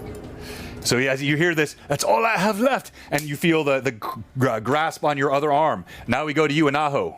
What was the healing that he received? Healing's going to be 8 healing. 8 points of healing. Not the best, not the worst. All right, Anaho, what are you doing? You're muted, by the way. You're muted. Okay. So, hearing Rasmus coming up behind me and reaching out, calling out what he's about to do, my right arm stuck in the tongue. I'll look back at Rasmus, feel his hand hit me as this energy, this healing energy, this blasted healing energy goes through me again. I look at him, my left hand, the hand I have always had the other ring on. Yeah. I scoop up some water, look at him, and like, looks like it's a bad day for rain. Splash my face with water and thrust my hand towards this creature and use everything I can out of that ring of ram, Yes. diving deep into my memories.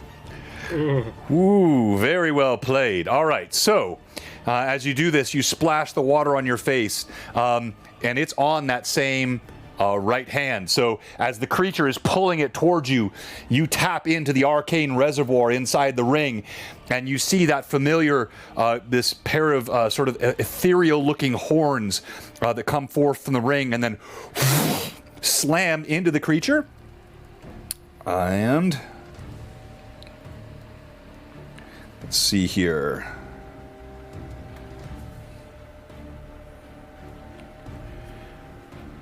You win. You win the whole game.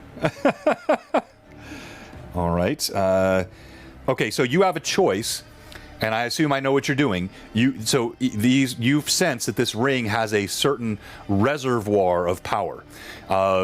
You can expend 1 charge or 2 charges of that reservoir. Are you expending 2? Is that what you were meant to say? Okay. All right. Go ahead and roll 3, or you can do 3 if you wish to. You can do a 3 charge. Roll 3d6. Let's go, Anaho. Let's go, Anaho. Let's go, Valfino. Let's go. Give the blow. Kill them. What'd you roll? Kill them. 4. 4. So you roll Four in 3d6. 3d6. You roll the total of 1, 2. Gosh, dang. All right. As it slams into the creature, though, hold on, though. This thing is powerful. The creature That's enough. is actually knocked off of you. However, as it's knocked off of you, that tongue, imagine you have hooks in your arm, and those hooks now, they're raked off of your arm. Again, further just slicing grooves into your flesh. You take 9 points of damage, and I need you to make that will save again. As whatever this poison is injected inside your bloodstream. Yeah. Is there any possible way for my reaction if he does end up starting to like capsize to just grab him since my hand's already on him? I mean, you can certainly try, yeah.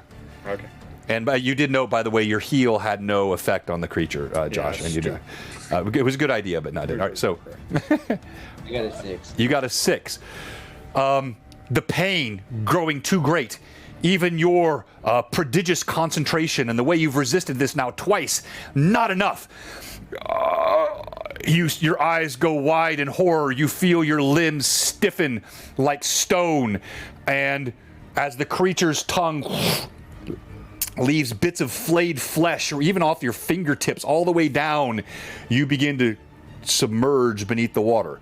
I'm going to have you make a, let's see here, Josh, let's make a...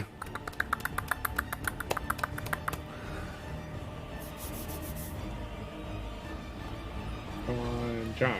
Give me a thing that I'm good at. Come on, John. All right, first of all, Please. in the chaos of this, you have to actually recognize what's going on. So the first thing I need is a perception check. Yep. You're not going to instantly know that he has failed this saving throw, right? 18. Total? Yeah, the turtle. That's all I got. I don't roll high. You don't notice. It's the chaos of what's happening here, and you see this ring. Your eyes, like would be natural with the little light that's left in this dark area with the flames that are burning. Your eyes follow the track of the ring of the ram's force as the creature boom slams into the back wall. When you look over, you don't see an Aho.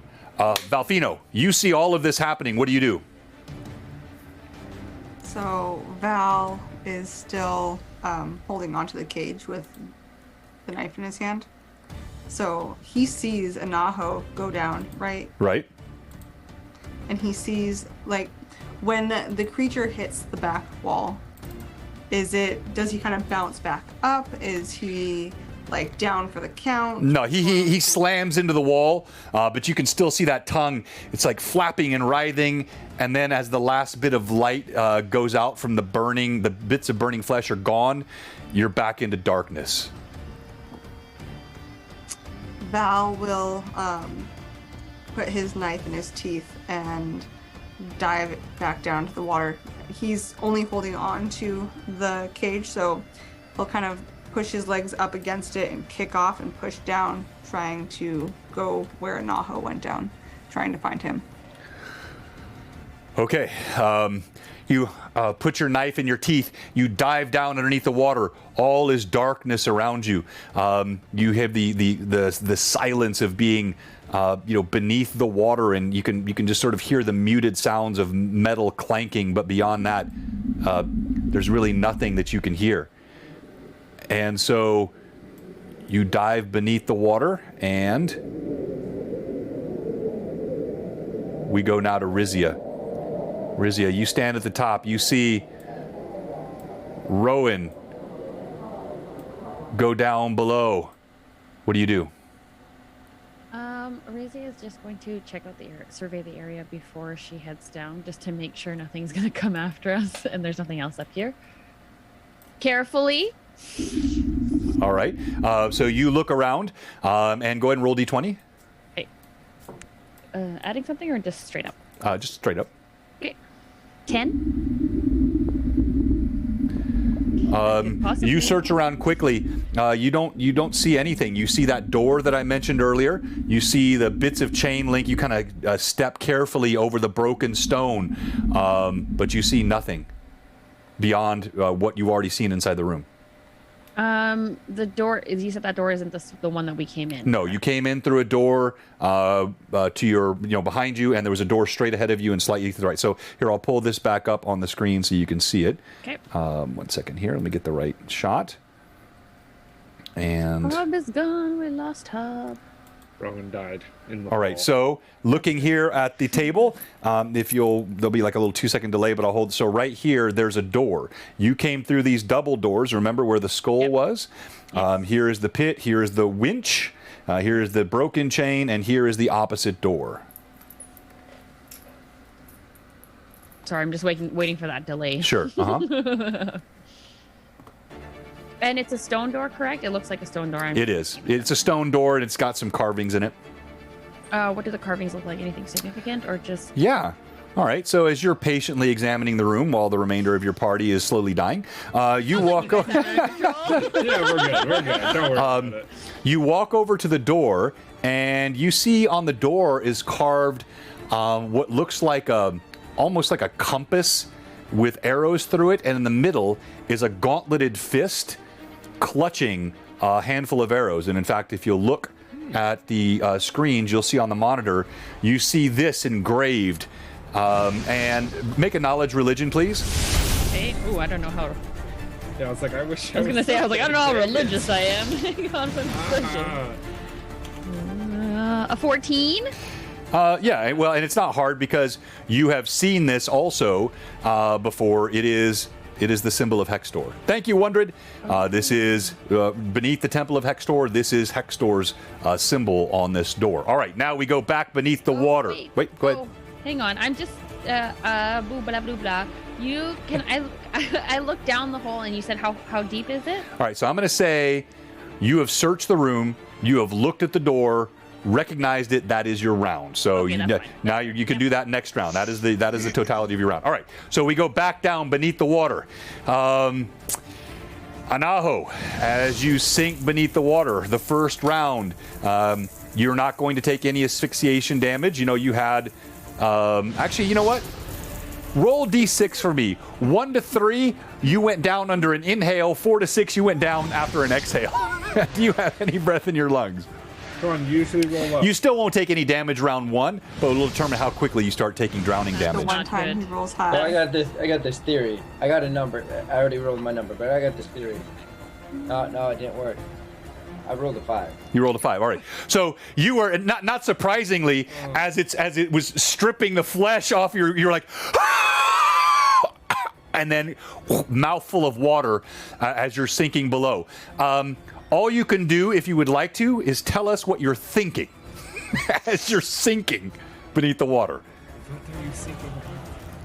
So the last moment was of Rasmus reaching out and healing. Right. Now, Anal has been healed a couple times now, right? Over the course of Right.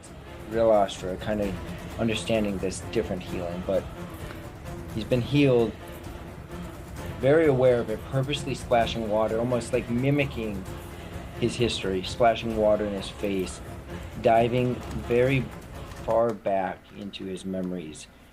And so as he's thinking, as he released the power of the Ring of Ram, and as the torment, the pain and agony of this toxin inside of him and his arm almost being filleted, as he's sinking, he's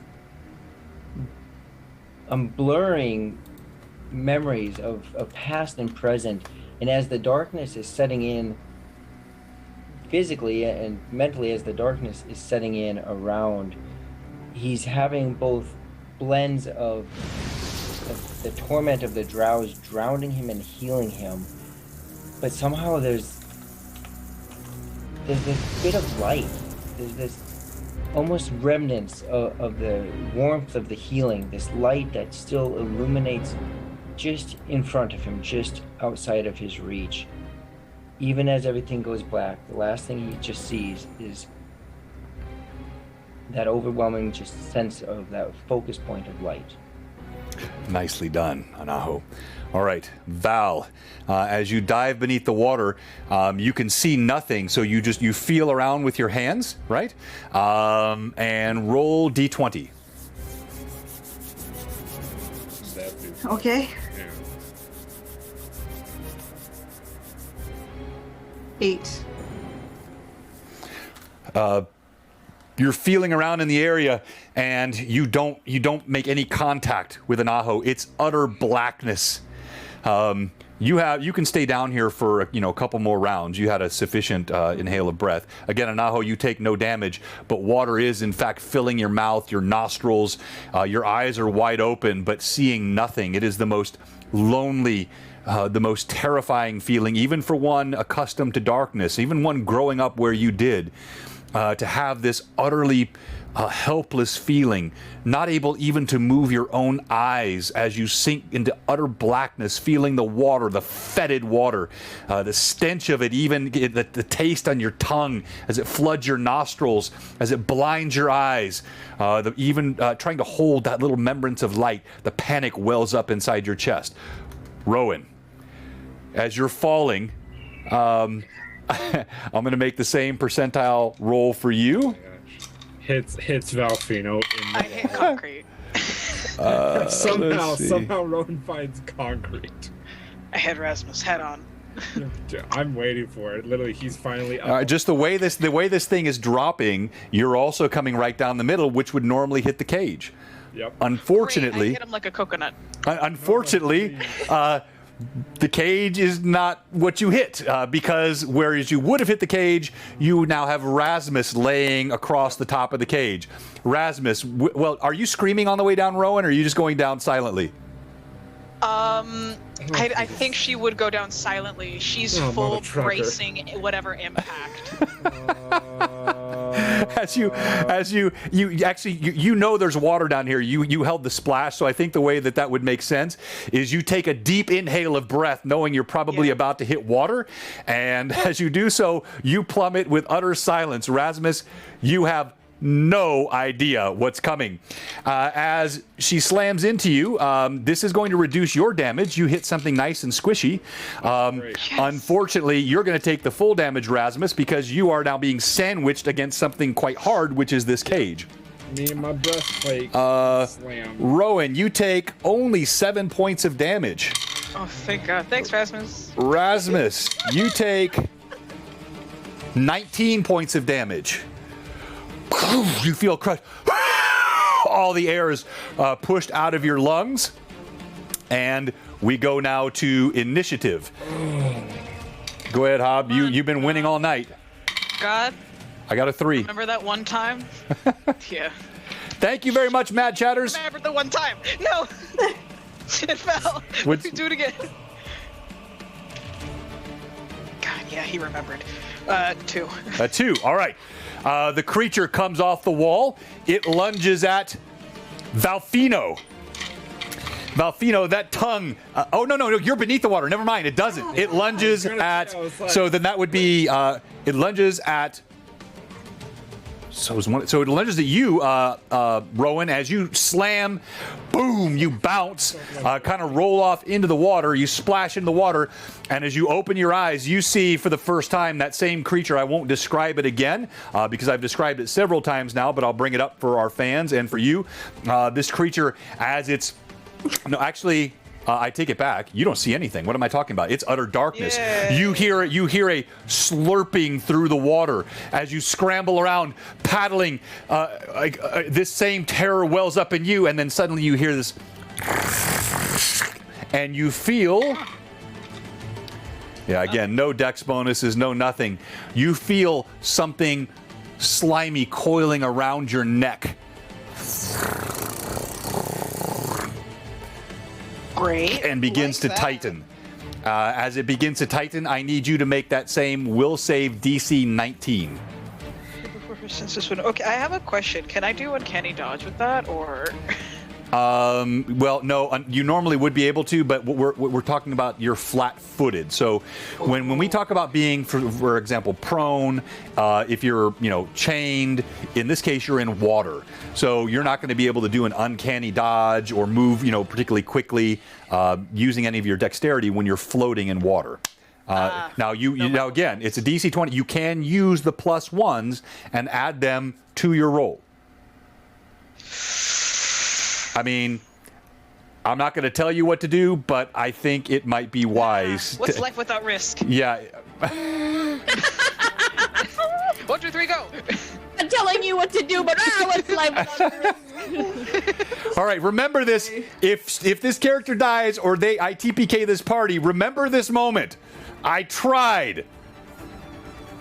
Wait, so what am I rolling for?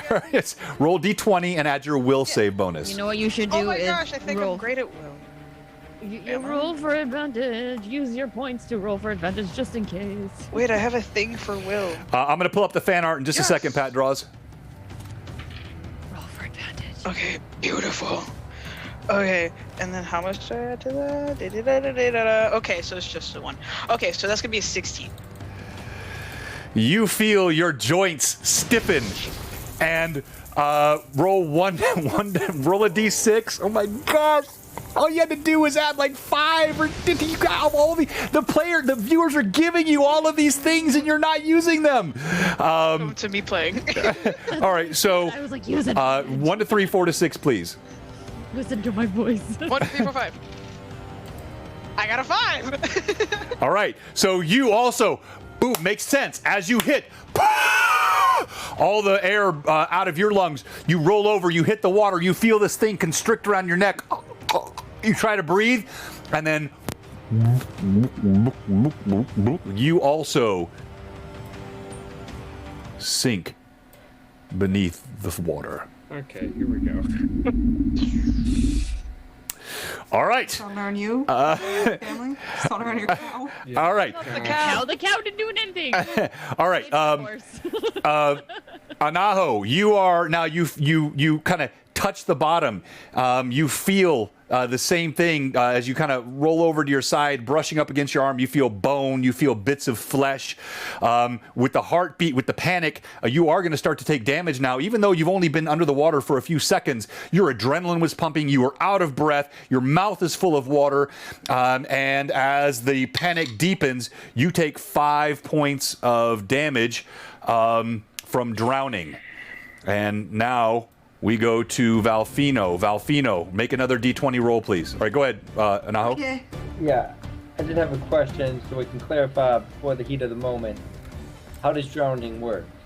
Is it until I'm out of HP? Yes. Or is Uh-huh. it, You're taking lethal damage, and then when you pass out and go unconscious, same thing. Death to negative 10 plus your con bonus, and you're dead. So I can stay under as long as I have HP. Correct. Okay. All right. What was your roll, Val? 10. Another 10. I thought I got 8 last time, but You're swimming. You're feeling. You get to the bottom. You feel bone. Something squishy goes through your hands and kind of squeezes through your fingers, but no sign yet of Anaho. Now we go to you, Rasmus. Ooh! Something strikes you. You hear a splash. You can see nothing. What do you do? Okay, I'm going. I just sent you a message, John. Okay, let me pull it up. But Rasmus, so hit. They roll off. I'm gonna just. All right. So he's going to get up, and he's pissed. He's hurt. He's in a lot of pain. He feels like one of his ribs are most likely broken, or 2 or 3 of them. His armor is even more dented than when he first met the party. Just gonna get up, and depending on your response, John. Okay, hang on. I'm pulling it up now. I was You're good. distracted by the fan art. Okay. So much fan art.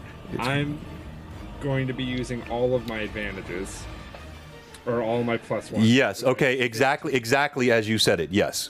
So I can do that. So I'll do that in a Yes. second. But I'm telling you, for my round, I'm using all 15 of my advantages. 10 them, I will turn into a secondary action. Quick. Okay. action. 5 of them, I'll turn into an advantage. Okay. So, in this moment. All right. So just real quick, I will only allow one use of the one sort of extra thing per round. So Okay. you can add bonus, you can do an advantage, or you can do a hat, but you can't stack them in the same No, round. that makes sense. That makes sense. Okay. He will get up and spit blood out into the water. And I'm guessing he can't see this creature because Nope. he doesn't. You can hear it. If you make a perception check, I'll even allow you to see if you can kind of echolocate it. There's a lot of chaos here. There's a lot of splashing, but that slithering sound, that flickering tongue, it's a distinctive sound.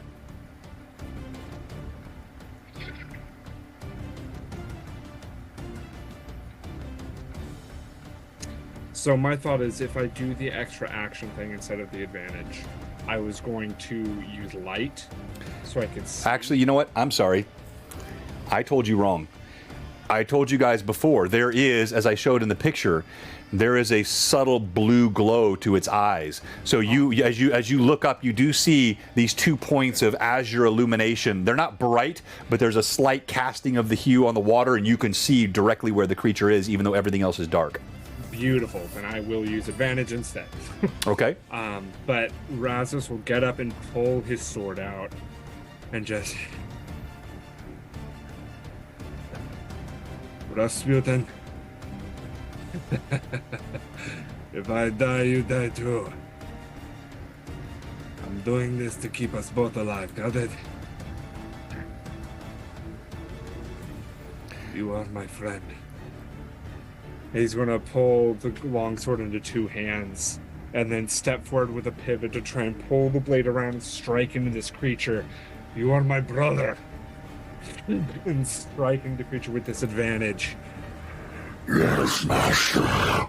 You hear a response like you've not heard before. You feel Rasputin well up with energy, and suddenly healing power suffuses your body. Pat draws. This is the full heal that you gave several sessions ago. It was Pat draws, I believe, right? Yes. Several sessions ago, he's been holding it.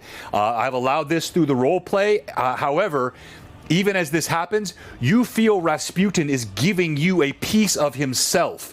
And there is a screech inside you. It's like cutting off your own thumb to heal someone else. But as he does this, the healing energy goes through your body. With the advantage, I got a 19 on the die, but I'll jump back to that in a second. He will cut through, and as he's cutting into this creature, and he says, "You are my brother. We are one." As he will slice, and as that happens, the black explosion of shadows completely envelop him. His skin goes that completely black, ebony color as he will slice through. And Roll to hit.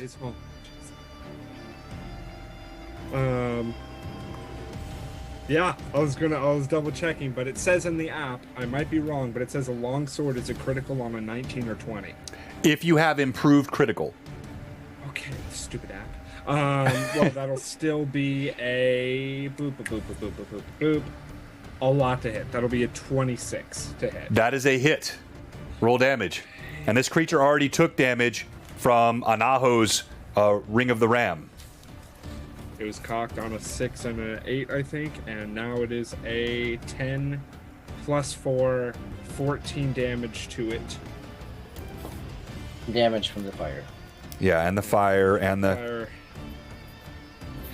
Ha! Exactly. Tell me what it looks like. Josh is over here like sweating freaking bullets.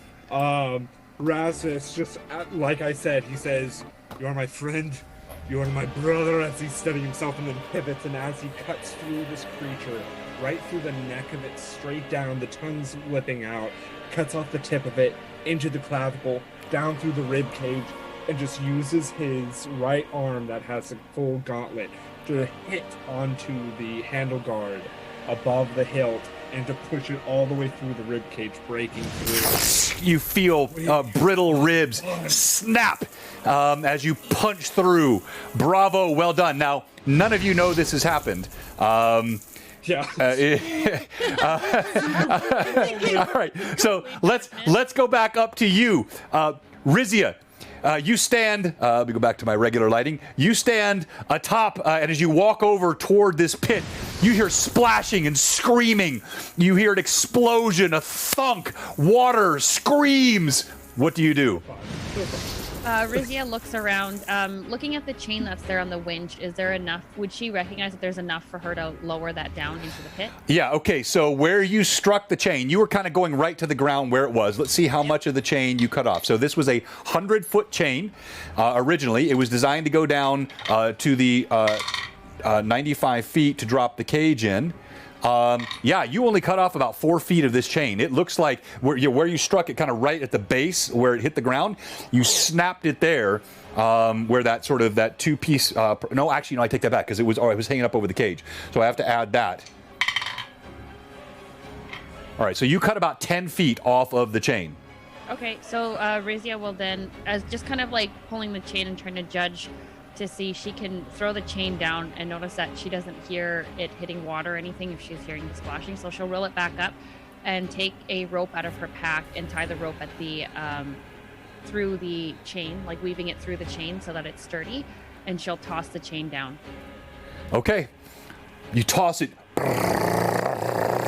Obviously, she's making sure the winch is not gonna like. Yeah, all right, so it drops down. Okay, all right. They're having just killed Because can you imagine how much 100 feet of chain weighs? That's what I mean. So how are you going to do that? Because I mentioned to you the winch is broken. You're not sure what's going to happen when it gets to the end of the chain. Oh, okay. Well, then she would lower it down slow enough, like she. If Okay, so you're just lowering it down slowly then. Slow enough to see, because obviously if she doesn't know, Okay. she's gonna do it. All right. So you're lowering it down hand over hand. Valfino, you are beneath the water. We're gonna roll no initiative, but go ahead and roll. Actually, no, we do need to do initiative. You took again this round 5 more points of damage, Anaho, as the water is actually with your mouth was open. One would presume your epiglottis was covering your trachea. There you go, Vivi. But perhaps not. As it floats and flaps, there is some water going down your throat or your trachea as well. And you have this overwhelming urge to cough. Imagine the worst desire to cough is water flood, and you can't cough. Panic, like extreme terror like you've never experienced before. You're going to die. Val, roll d20. Okay, should I also be rolling or adding perception or anything to that? I know I'm adding already to your roll. And by the way, you also can use those +1s given to you by the viewers if you want to. All right, can I use a couple of those, please? Use as many as you like. We need to find this guy. Use as many as you like. How many can I use? You have 22 total. And by the way, thank you, Renreb. Thank you, Wondred. Thank you, all the Mad Chatters, for all the support tonight. Can I use like... A maximum of 10. Oh, can we use 5 of them? Yep, go ahead. Use 5. Okay. That's going to be 11. Oh my gosh. What's that? You're moving slowly, and actually now you're starting to run out of air. You've been down here for a while, and again, it's not just like sitting in water and holding your breath. You've been in combat, you're swimming, you're holding a knife in your teeth, your adrenaline is pumping, oxygen is being consumed so quickly from your bloodstream, and you fumble around in the darkness, your own panic setting in, still no sign of Anaho. What are you doing, Rowan? Drowning, apparently. As you sink down, any thoughts you'd like to share, or just... A woof. Am I allowed to do anything, or No, you could. Just like I told you can tell me your thoughts, or you can't do anything that's but all I can think. do. Yep. I can't move. That sucks. I think Rowan at first is just like, why can't I move? Why can't I? And like, kind of like the anxiety. And as water starts to kind of like fill her nose, her lungs, everything, as she slowly starts to drown, and that hiccup panic starts to subside, she says in her mind, finally.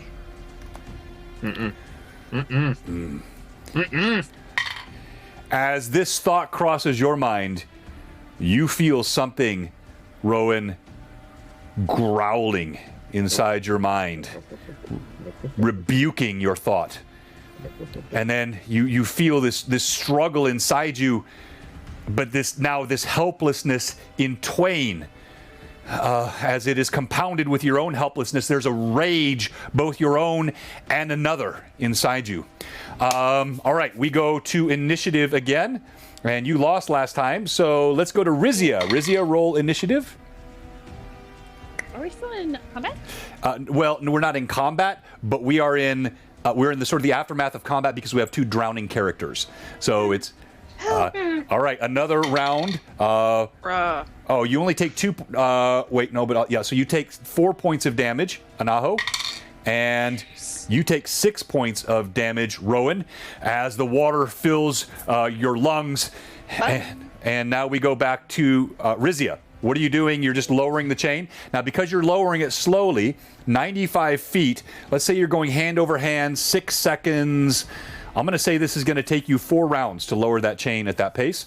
Could she arguably not like hand in hand and kind of just let the weight of it like slide? She through certainly her, could. obviously? Yeah, Like, you could. Yeah, if you want to do that, once you get a certain amount of it down, you could just let it slide through your hands.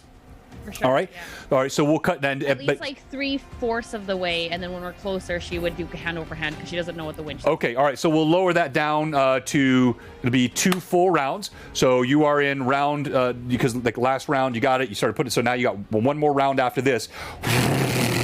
the chain is sliding through your hands, begins to sort of burn. You try to keep it as loose as you can as the friction of the chain sliding through your hand heats up. And now we go back to Valfino. Roll again. Yeah, Panic. You have one more round before you're also going to start taking damage, even though you're not paralyzed. And you kind of feel around. Roll d20. You can use more if you want from the Mad Chatters. All right, let's add another 4.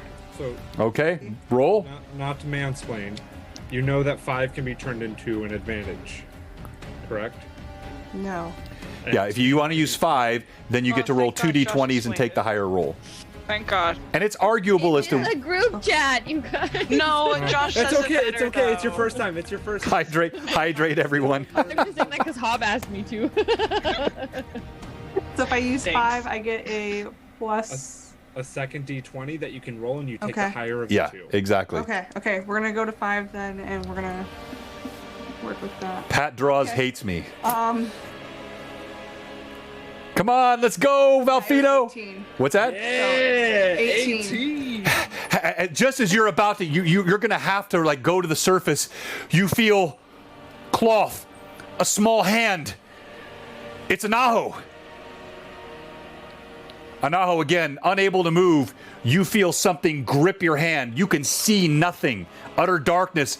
The panic. Your mind is screaming. In fact, this is going like roll d20 and add your wisdom to it. Add your trauma response. Well, that's exactly right. We're talking trauma. You could go insane from this. Can you imagine being you could come unhinged. Yeah, you can imagine. He's many years of this. Yeah. This is very familiar to him. Plus wisdom. Yes. I have a -1 to wisdom, so I have a 16. Okay. All right. You managed to hold on to your wits. Valfino, what do you do? So, as I reach out and I feel the cloth and I feel this tiny childlike hand, I latch onto it and I pull it to me if possible.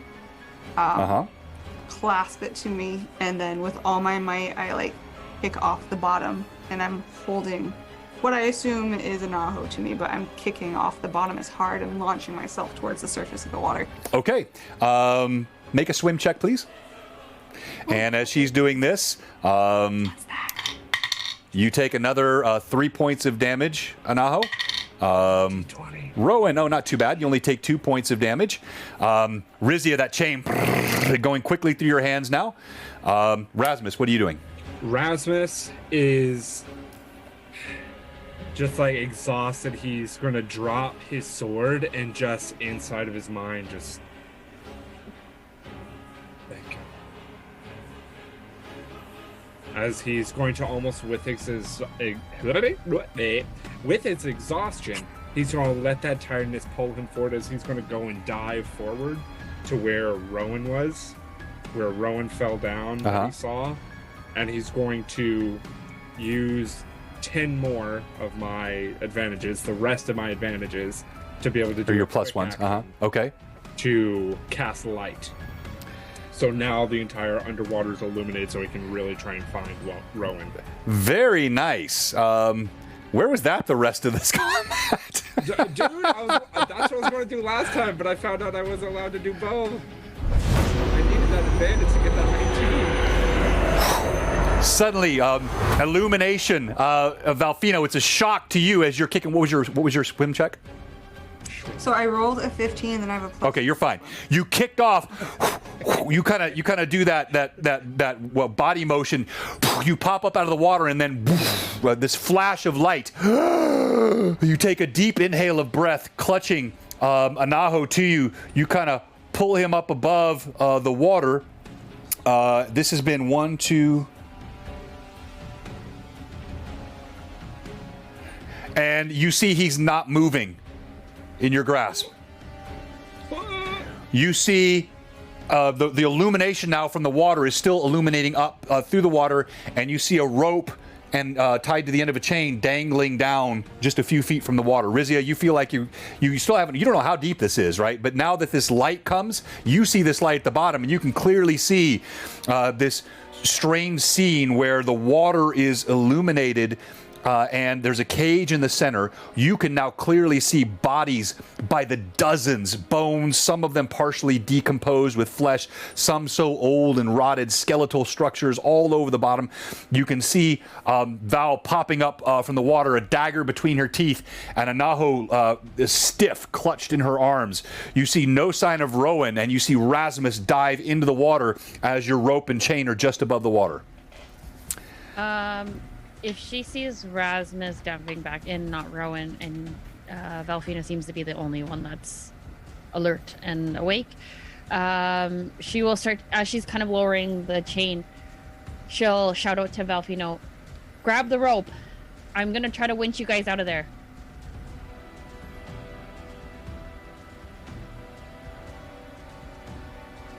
Does she see after she lowers the chain enough? Would it be two? Oh, it's already been 2 rounds, right? So what does she see at the end of the winch? Like, would she be able to winch it up and use it? Oh, no, the winch will not work. No, the winch is broken. Okay, then as she kind of gets it down as far enough, she'll leave enough slack for Valfino to either tie whoever up. Anaho, I'm assuming, because he's unconscious. She will take the chain and wrap it around the winch once, kind of just almost like this, and then she'll use it to pull, and she'll just use her strength to kind of pull them up. All right, so how are you handling this, Val? Because you've got Anaho clutched to you. You see this rope. You can look up the light. You know, it's again, it's like a pinhole. You can see a figure up, but you can't really make. You presume it's Rizia, but you don't know. So in this moment, Val is completely conflicted. He sees this rope and he knows that he wants to save Anaho, but Anaho's not moving. Anaho's not showing any signs of life. But, his main girl is somewhere down there with this guy that they don't like, right? They do not like. Great role play. Absolutely. Right? Perfect. Yes. So, Val is torn. He wants to save Anaho, and he wants to try and get Anaho up there as fast as possible. And he assumes that it's Rizzy at the top because she's not down there with him, and there has been no other sign of her. So I just shouted. I just shouted down at you. Oh, that's right. Yeah. Does Val hear that because it is such a distance? Yeah, but it's like it's an echo chamber in here. So the sound is captured and easily reaches you. So Val will tie Anaho up as best as possible. And kind of just take another second to look at him, and he looks at Anaho, he puts his hand on him and says, I hope you live, friend. I hope you live. And then yanks twice on the chain, hoping that it travels up to let Rizia know that it's ready. And Val just turns back around and dives off the cage into the water, trying to find Rowan, because she's still not sure how they feel about Rasmus. Okay, so I need you to make 2 checks for me. One, I want you to do a knowledge or do a heal check, please. I know you're not trying to heal him, but I've got a purpose for this. And then 2, you're going to do a knowledge dungeoneering check. Let's see what kind of knot you tie. So let's start with the heal check. I could not. What am I rolling? You're rolling a d20, and then you should have a heal. You should have a heal bonus on your RPG scribe. 45 feet Do up. I? If it's a bad knot, when does it come undone, right? Yeah. So. Oh my god. I was a Girl Scout. Does that count? 100% counts. Valfino was a Girl Scout. Yeah, Valfino, it's canon, guys. Valfino was a Girl Scout. Yes, a knot check. Are you kidding? She's floating in water. Her hands are wet and trembling. She's got a paralyzed figure. She's trying to tie this knot in the water. Listen, What'd you roll?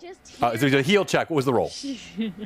Did you add your heal bonus? I can't see we can't see it. Yeah, no, I don't think I have a heal bonus. you would have, it would be modified by your intelligence, I think. So if you have intelligence, actually I can tell you real quick here. Under skills Not about a very halfway smart down. boy. Under skills about halfway Plus, down. no, that's intimidate. Or not very intimidating. Okay. Yeah, it's wisdom. from It's going to be modified by your wisdom. Okay. I don't have. What'd you roll? Modified by my wisdom. Uh-huh. I rolled a 17. Okay, that's enough. So my only point was, as you're tying him up, you were wondering if he's alive or not. You actually you can tell there's still a heartbeat. You tie the knot. You can feel, and it's like it's almost like a heart attack. It's beating so fast. You tie the knot and make your knowledge dungeoneering, please. Okay.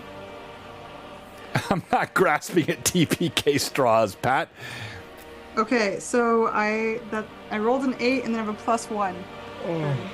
Okay, all right. You feel like it's a good knot. Remember. All right, you and then you dive back under the water. Yeah. Okay, Rizia, you can kind of vaguely make this out, and there's something now heavy on the end of the rope. I will start pulling up. All right, you start pulling up. Rasmus, it's easy for you to see. You get down, and you actually reach Rowan right as she touches the bottom. You take 6 points, Rowan, as you're choking and just the terror going through you, and you feel a hand clasp onto you. You diving down, Valfino, you're about 5 feet away. You see this. You see Rasmus grabbing Rowan. Okay. And then he's pushing as hard as he can, and I thought you were going to ask for it, so I'm sorry I already rolled it, but I made a swim check if that matters whatsoever. But I grabbed her and then just pushed off the bottom as hard as I could and squat straight up to try and grab onto the cage and pull. All right. Back up. Yeah, and I think we're not in combat. That's fine. You can do that. You kick off the bottom. Valfino, are you see this happening? Are you going to interfere in any way, or are you going to let him just carry Rowan to the surface? So Val will be under the water and kind of just treading water underneath. As he sees this happen, he's keeping an eye, but he's not approaching any further. He doesn't want to get in the way. And then he'll come back up with the two of them. But he doesn't assist in any manner. He just wants to keep an eye because, like I said before, they don't really trust Rasmus. Yeah, no, exactly. All right, so you kind of come up in parallel. You breach the water, and yes, to the chat, the chain is extremely heavy, but it's a Naho that's on the end of the chain, not Rowan, just to be clear. And there is only one person in the party with the strength to do this. Rizia, you start pulling, and look, I mean, a Naho is not heavy, but 95 feet of chain is very heavy, and you're hand over handing it. And you can only. I'm just thinking I have to do this like 3 more times. And you can only do it so quickly. Anaho, you are still drowning. Valfino did not do anything to expel the water from your lungs. Didn't punch your chest. Didn't do anything. So as your lungs fill with water, no oxygen coming in, your autonomous functions would still work. So your heart still beats. You're still digesting food. You would still have the autonomous function of breathing, but you can't because your lungs are full of water. You take 5 more points of damage from drowning as you're being pulled up by Rizia. Rizia, this is going to be slower going. You can't just let this. So you're going, I assume, as quickly as you can? Well, yeah. Okay, go ahead and make a strength check for if he's me. unconscious. Well, you don't know that, though. You're not sure what's going on. Well, his body's kind of just laying. It's hard for you to see. Like, yeah, he could be. You're not sure what it is. He's 95 feet down, and there's just illumination. Correct me if I'm wrong. I'm going to challenge you a little bit here, sir. Okay. Regardless of whether I cannot see, carrying a dead weight, or you could feel some sort of movement if he was alert in a different way that I would just be dragging up. It feels like an inanimate object, correct? Like if you're just pulling something you can't see and it's an inanimate object. You don't feel. I'll say that's fair. Now again, how much of that would transfer through 95 feet of chain versus, let's say, 10 feet of rope? Like at least 75%. Okay, all right. So I'll say yes. You go ahead. Let's make a perception check. Okay. And again, you can add bonuses to this if you want to. I'm okay. Hello, Amanda. 17 plus 9. Yes, it's coming very soon, Amanda. What's that? Yeah, Okay, yeah. So you can definitely tell he's either dead or unconscious, or for whatever reason he's not moving. Now, go ahead. could I arguably then, depending on the room, just grab the chain and like pull it as far as I can towards the end of the wall and then hand over hand quickly come back to the closer to the winch and then pull it because of the way that I have it around the winch? You could, but what I was going to go to is with your strength, if you make the appropriate strength check, you could actually yank and pull more than a hand over hand, then grab the chain and yank and pull more than a hand. So make that strength check, please. That's so cool. Okay. Yeah. I would like to roll for advantage. Yeah. Okay. All right. Rowan, you take another point. Only one this time. That was a good lucky roll for you of drowning damage. Strength is 17 plus 6 is the first roll, and the second one is 16 plus 6. Okay. All right. So you pull a massive. I mean, and you're getting momentum here. So if you're going quickly, if it slows down, it's going to be more difficult. But if you move quickly, you can continue to try to keep the momentum of that object coming up as quickly as you can. Let's go back to Val and Rasmus. You crack through the surface of the water. You have Rowan with you. You see she's not moving. Rasmus, like I described before, he's going to get up to the cage, flop Rowan onto it. Not really caring. Like, he's just flopping it, then getting him on top. And then he's going to look down and, of course, drowning. Not the first time Rasmus has been near water. He's like, okay. He's going to start, wow, CPR. There we go. Or not CPR. Wow. Trying to get the water out. Okay. So medicine check, please. All right. So go ahead and make a heal check. Thank you. Cocked. Damn. I better sleep. There we go. This one. I'm hurrying, Amanda. We'll go to our one and only break in just a moment. We have a couple of really cool giveaways tonight. And based on all the gifts, I'm actually going to do a giveaway right after the break as well of a $10 gift card to Troll Lord Games, gift certificate. And then I'll tell you about the other two giveaways when we go to break. And thank you, Mad Chatters. You guys have been incredible tonight. Very, very much appreciated. And man, the players need it. Okay. What'd you roll? Heal or medicine? You're doing in this case, let's do a heal check. Medicine. Okay, heal. Heal is going to be a 15. Okay. Boom! You slam your hand on her chest. Water is expelled from Rowan's lungs as she's laid atop the cage, and turn her on her side. Yeah, and then boom! You strike, and more water is expelled from her lungs. Rizia, Valfino, are you doing anything as he's doing this, or what are you doing? So Val will be standing there close, or he will have pulled himself out of the water onto the cage as well. He will not be standing necessarily over them, but he will be right there in case, anything kind of janky happens, anything kind of sneaky happens. In case he tries to kiss be me there. Yeah. Val definitely has his hand over his dagger, just ready to protect. Isn't it nice to be so well trusted in your own party? Go ahead. Once Rasmus has kind of hit and watched, a lot of the water has been expelled, and he's put her on her side, he's going to see Valfrino and just look around. Where the hell is Anaho?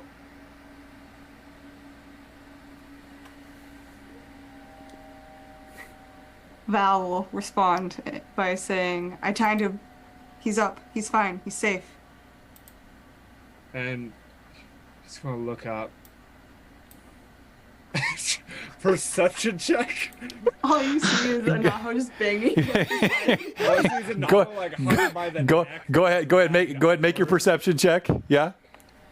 He's fine. Okay, not great. That's an 11. 11. No, I mean, it's not hard to see.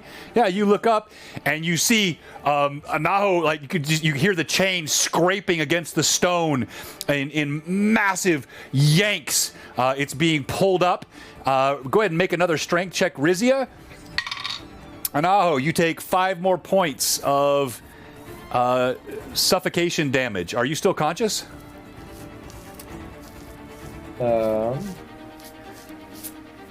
I guess we'll find out when I get to the top. You also... Total. Or no, sorry, 17. 17 total? Okay, you managed to pull, but it slips your hand. You're slowing a bit this time. You lose some of the momentum. You do bang against a wall, Anaho. Again, not able to control, but fortunately it's a shoulder, and it just doesn't really do anything except, kind of crunch your shoulder against the wall. No damage. And we're going to go to initiative again. DM has a 5. Roll again, Rizia. For me. Okie dokie. Oh, hi, roll high, roll high. Where's my square one? There it is. Oh, I rolled a 2. Oof. Okay. Anaho. 2 more points of drowning damage. Rowan, you are no longer taking damage. You have resumed normal breathing, although you are still paralyzed. Make one more strength check for me, Rizia. And this time you don't bang against a wall. She pulls you up smoothly, and on the strength check. On the strength check, 18 plus 6. All right, you yank. As you give one final yank, you see illuminated now from above and still the dim illumination coming from below. Actually, no, it's much brighter now because he's above the water. So you have light on both sides. You can see the knot on top is pulling, and as you heave that last bit, the yank on the knot, you see the rope. We're going to go to break. All right, so Blue Box, we'll be right back in just a moment as we go to break. We're going to come back with a couple of really cool giveaway announcements. We have tonight the Ferox Fabrications. Let me kill that. We have the Ferox Fabrications Evolution mini painting holder, which I have here somewhere. I just had it right before. Oh, here it is right here, right in front of me. This is Blue Box branded, so it's got laser engraved, and it's got the handle. It has 2 swappable magnetic bases that you can use for your different minis, and you can only get these on Blue Box. These were made for us by our sponsor, Darren from Ferox Fabrications. And tonight, we are also giving away this incredible Lightning Source reprint of the Treasures of Greyhawk. This is a really cool adventure.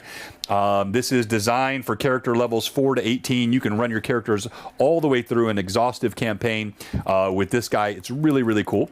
And then we're also going to give away a TLG $10 gift card right after the break. So don't go far. We're going to be back in about 5 minutes. Let everybody grab water and use the restroom. And Blue Box will be right back. Need to pee something fierce here. Everybody's rushing to the restrooms. There was just no good place to break and all that, guys. If Anaho falls, are we still going through with our plans next week? Rory, I don't know. I mean, that could be cause, couldn't it? That's this week, not next week. Find out more next time. Find out if they actually do get married next week based on what happens to Anaho in the next few minutes. Oh my gosh. And honestly, okay, party Rasmus time. is like, oh, okay, he's tied up. Okay, and it's turning back to like Rowan. As always, we'll leave the mics hot here during the break, and we will be right back. Thank you, Mad Chatters. You guys have been awesome. I'm sorry, Manda. Were your teeth floating? Thank you, Benjamin. Hey, Benjamin. By the way, how's the lip sync tonight? Is the audio synced up properly? No.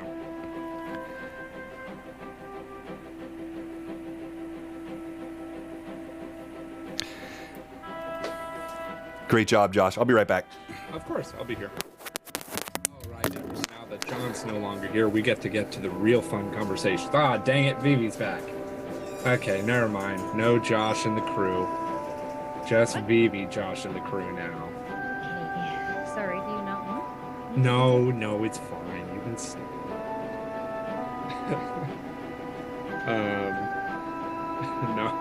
No, just like if Anaho ends up slipping, just yell down to Rasmus, go long, and he'll try and like jump out. Oh my gosh. So what did you guys do this session? Well, we were deep in a hole. That's what she said. That's the name of this episode. Cold, wet, and deep down. You pulled Rowan out of the water, right? Yes. Sorry, I'm just making footnotes for Amanda. No, you're good. I've literally, I've expelled all of my advantages all of my +1s to be able to light up the room so we could finally find people. That's good. And then the 5 just to get that 19, thankfully. Gosh dang. Deep in a hole is... I know, Moose. Usually it's not. But you know, deep in a hole in this episode has been rough. Also, Vivi, when are you coming to visit LA? You said you were coming in like the next few months. When did you say that? You I'm gonna be supposed- in Florida Why? at the end of September. That's the opposite. You know who side. I'm going to be visiting? Amanda? No. No, Hob.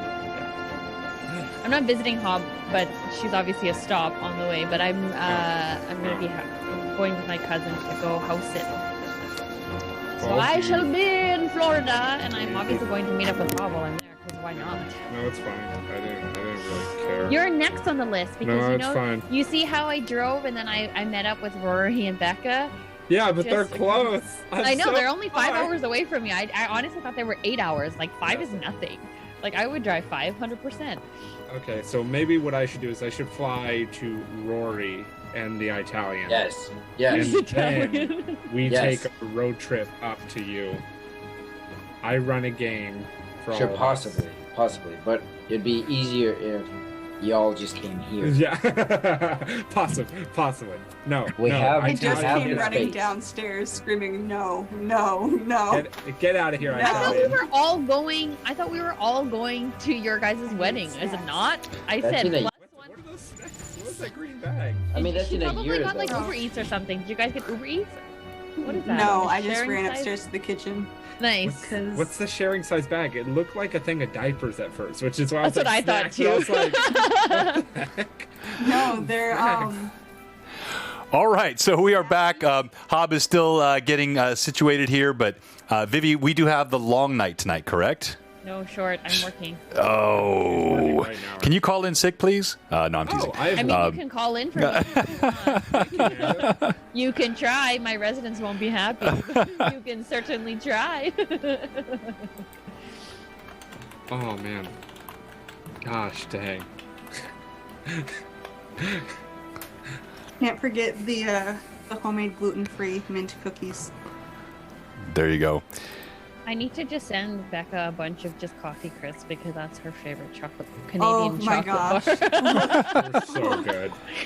There was Okay. definitely a fight after you left because The Rory's last like, one? this one's mine, and I was like, no, hold on. Just because I'm going on a keto diet for the next month does not mean you get to eat my coffee crisp. Okay, so real quick, let me go through some of the announcements again for those that came in a little bit late today. We started pretty sharply on time, but we have a really fun game on Sunday. We'll post in our Discord in case anyone wants to play. Chuck from Troll Lord Games will be running a game on Sunday, and he's a really fun DM. So that'll be our normal Sunday time from 1:30 to 4:30. And as you know, we're doing some guest DMs and special things until we resume our Sunday campaigns on September 4th, which will be our Tears of Aird campaign based in the World of Aird, which is the TLG world rich with lore, really well built out, but also has the unique benefit of being now included as part of Jay's lore because the city of Altamira now is existing in both Greyhawk and also in Aird. They're working on a City of Altamira box set that will be released by TLG in the coming year. Annabee Meyer is doing custom cartography and I believe also some heraldry with that, and that is going to be super cool. So we are officially here at Blue Box going to be the very first stream anywhere in the world that will be featuring the city of Altamira in the world of Aird in one of our streams. So we're looking forward to that. That'll be on September 4th. Then so Sunday will be Chuck from Troll Lord. Tuesday will be Robert, Phantom NJ, huge member of our community, fantastic DM. He'll be DMing next Tuesday night because we have Rory and Becca getting married next Tuesday, presuming, of course, that Anaho survives and that there is not a pending breakup based on Anaho's death. And then we have our normal schedule resuming the following Sunday and Monday, or Tuesday rather. Greyhawk Awakening will be back that next Tuesday. Also, what am I forgetting here? TOA players. The giveaways I've already talked about, but a reminder, we have the Greyhawk Adventures and the Ferox Fabrications. All right, so in the chat, type giveaway, Giveaway. Type giveaway, and we're going to do a Troll Lords gift card, a $10 code rather, to TLG, and I'll pop that in the chat so you can see the.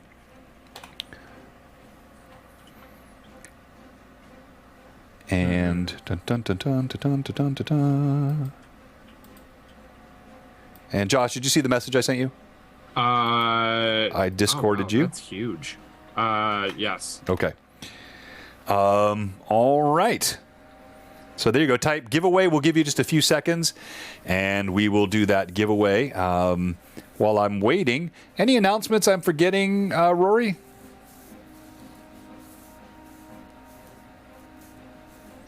Thank you What's again. happening in 4 days, Hob? Just kidding.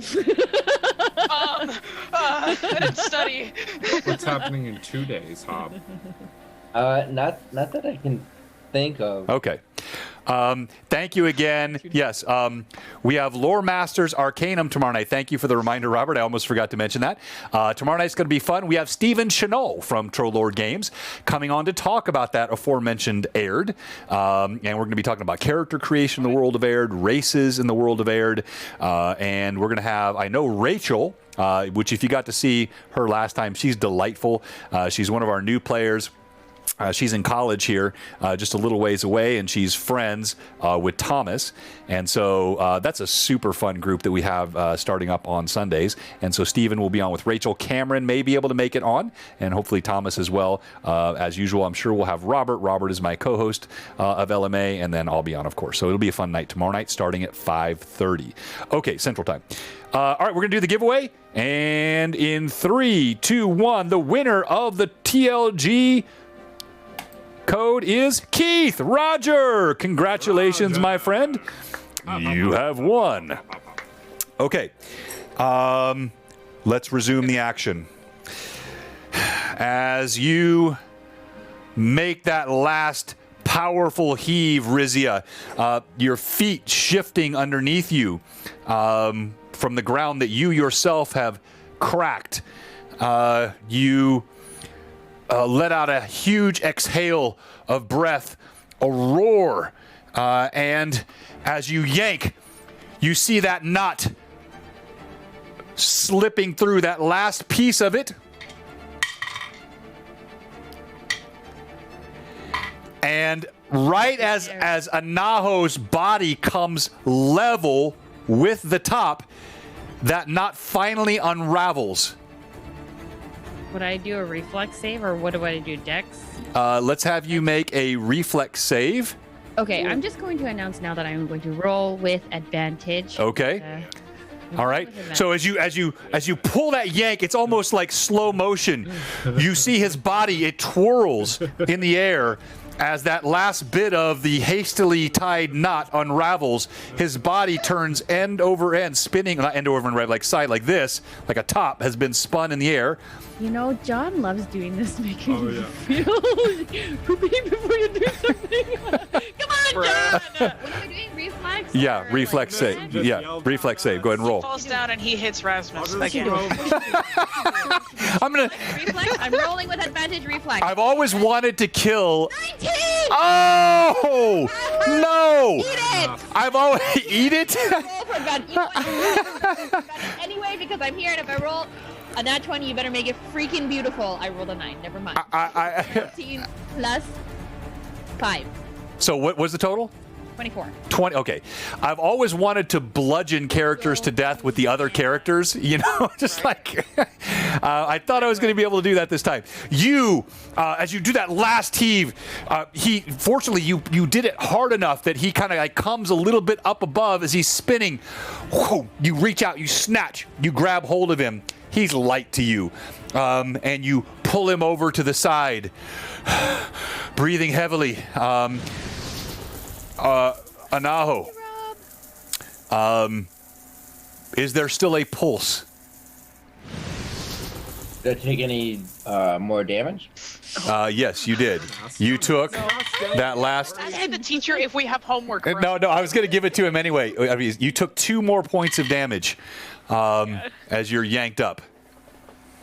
Now, question: because I yanked so aggressively, would that arguably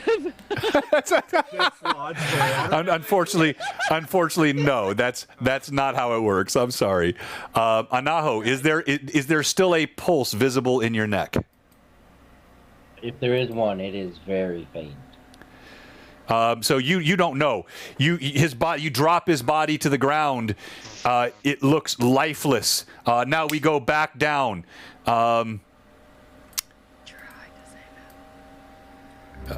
What are you doing, Rasmus Valfino? Like looked up, seen that Anaho's kind of in care. He saw like the body limp, but he doesn't know much more than that. He's like, okay. He's gonna have turned back towards Rowan, making sure that she's good to go, and then he'll like get Valfino like over to take her from him. Hey, Valfino, could you swap places with me? Val will kind of meet him and shift over. Yes, Rowan, what do you want? Oh, I completely forgot this, but I had meant to say it, and then we went on break, and I just kind of lost track. Sure. When you basically brought Rowan back to life from near the brink of death, and she sees you for the first time, she calls you Nathaniel. Go ahead and do it. Like role play it for us. Oh, okay. Nathaniel. No, I'm kidding. No, I like to think that like it's the first hit and like she kind of like water comes out and then it's like with both hands like that last one that she kind of and like when you're drowning on the brink of death, your vision isn't like, I can see everything now. Yeah, no. It's slowly and even then there's splotches of black, so just barely, but all she sees is blonde, almost platinum hair. Yeah. And she sees these eyes that look so familiar to her. And as she kind of comes to, she squints up at you, Rasmus, and very weakly, she says, Nathaniel. And she kind of starts to come to. I think that would be the perfect point. That like he kind of talks and that's when he kind of looks back at Val because he's like, it might be best for you to be here when she comes to. And so he'll hand off, kind of like keep it on her side though. You need to make sure the water does not go back down. As he will stand up, handing over the care. Did you drop anything in the water? He's going to say to Val. You're very quiet, Val.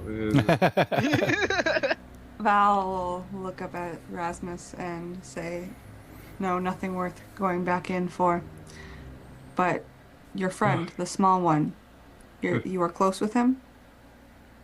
Yes. Thank you for helping him out. He will hopefully survive thanks to you. As he's going to pat you on the shoulder. I would not thank me yet. I don't know what condition he was in. He was barely alive when I sent him up. All right. Good to know. And John, is Rasmus, a good question, Sequin. Is Rasmus still like completely black, or is it just faded to like the usual veins and dark marks on the neck? Yeah, I mean, well, so you look around and you don't, you can't see him anywhere on your visible skin. Okay, I was just for Valfino. Yeah. He's going to be like, well, people live and die. That is the way of the world. As he's going to look back towards the water, but according to you not having something in there that you do not mind losing, that makes one of us. As he's going to be doffing his breastplate piece and just taking that off and slipping his gauntlets off and putting them on the cage. Okay, here we go. As he's going to hop back into the waters, casting not only detect magic, holding on to his light source, and also just trying to find wherever the freak his shield went. Okay. All right. You go beneath the water. And by the way, I forgot to show this at the break, but the fan art from Pat Draws is up. So much fun. So good. There's Anaho as we're helping as people are falling down the well. And he's like, please stop helping. Fantastic fan art. No hard for you. No doff check necessary. You dive beneath the water. Your shield is the only magical thing here. And in fact, as you go down and grab it, you don't even see clothing. You don't see metal. It's obvious that whatever people were put in this cage were naked. They were stripped down, put in this cage, and either tortured or killed down below here. You scoop up your shield without issue. We're going to go back up to you, Rizia. As you lay the body of Anaho on the ground, you see he's moving. He's not moving, and it doesn't look like he's breathing. So as she just snatches Anaho before he falls back into the hole, she's extremely exhausted from trying to pull him up. She tries to feel for a pulse. She brings her fingers to his neck. She can faintly feel something, but it's very weak. You see her look down at him, and she'll try to, we'll do a med check then. Yeah, do a heal check. And I really like Pat Draw's suggestion that you slice a melon in half. I know, I saw that too. Clear!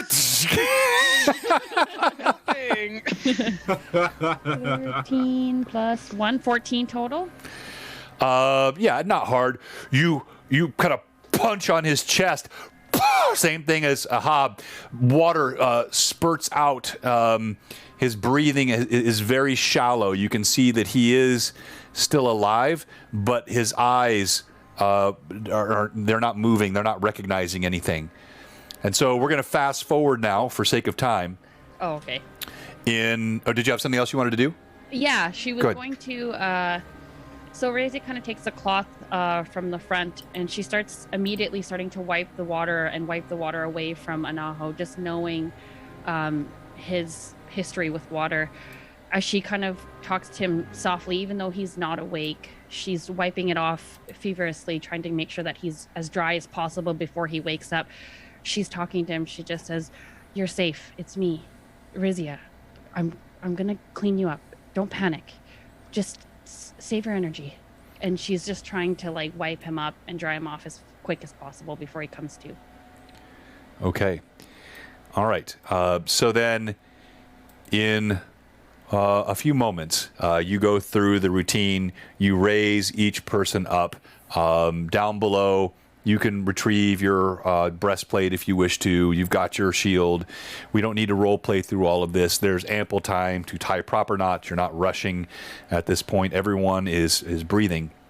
And in a few moments, you're all up above, sodden, standing around this. In fact, the chain actually now is kind of dangling into the pit. So, no, you pulled it up, actually, yes. So you got the whole chain up above, or you can throw it down in the well if you want to. Yep. Anaho, though, Rowan begins to move after a few minutes, and Rowan, the paralysis wears off. The terror of what you endured still fresh in your mind, but you come, not just able to speak, but your limbs are now released. However, Anaho lays motionless on the ground.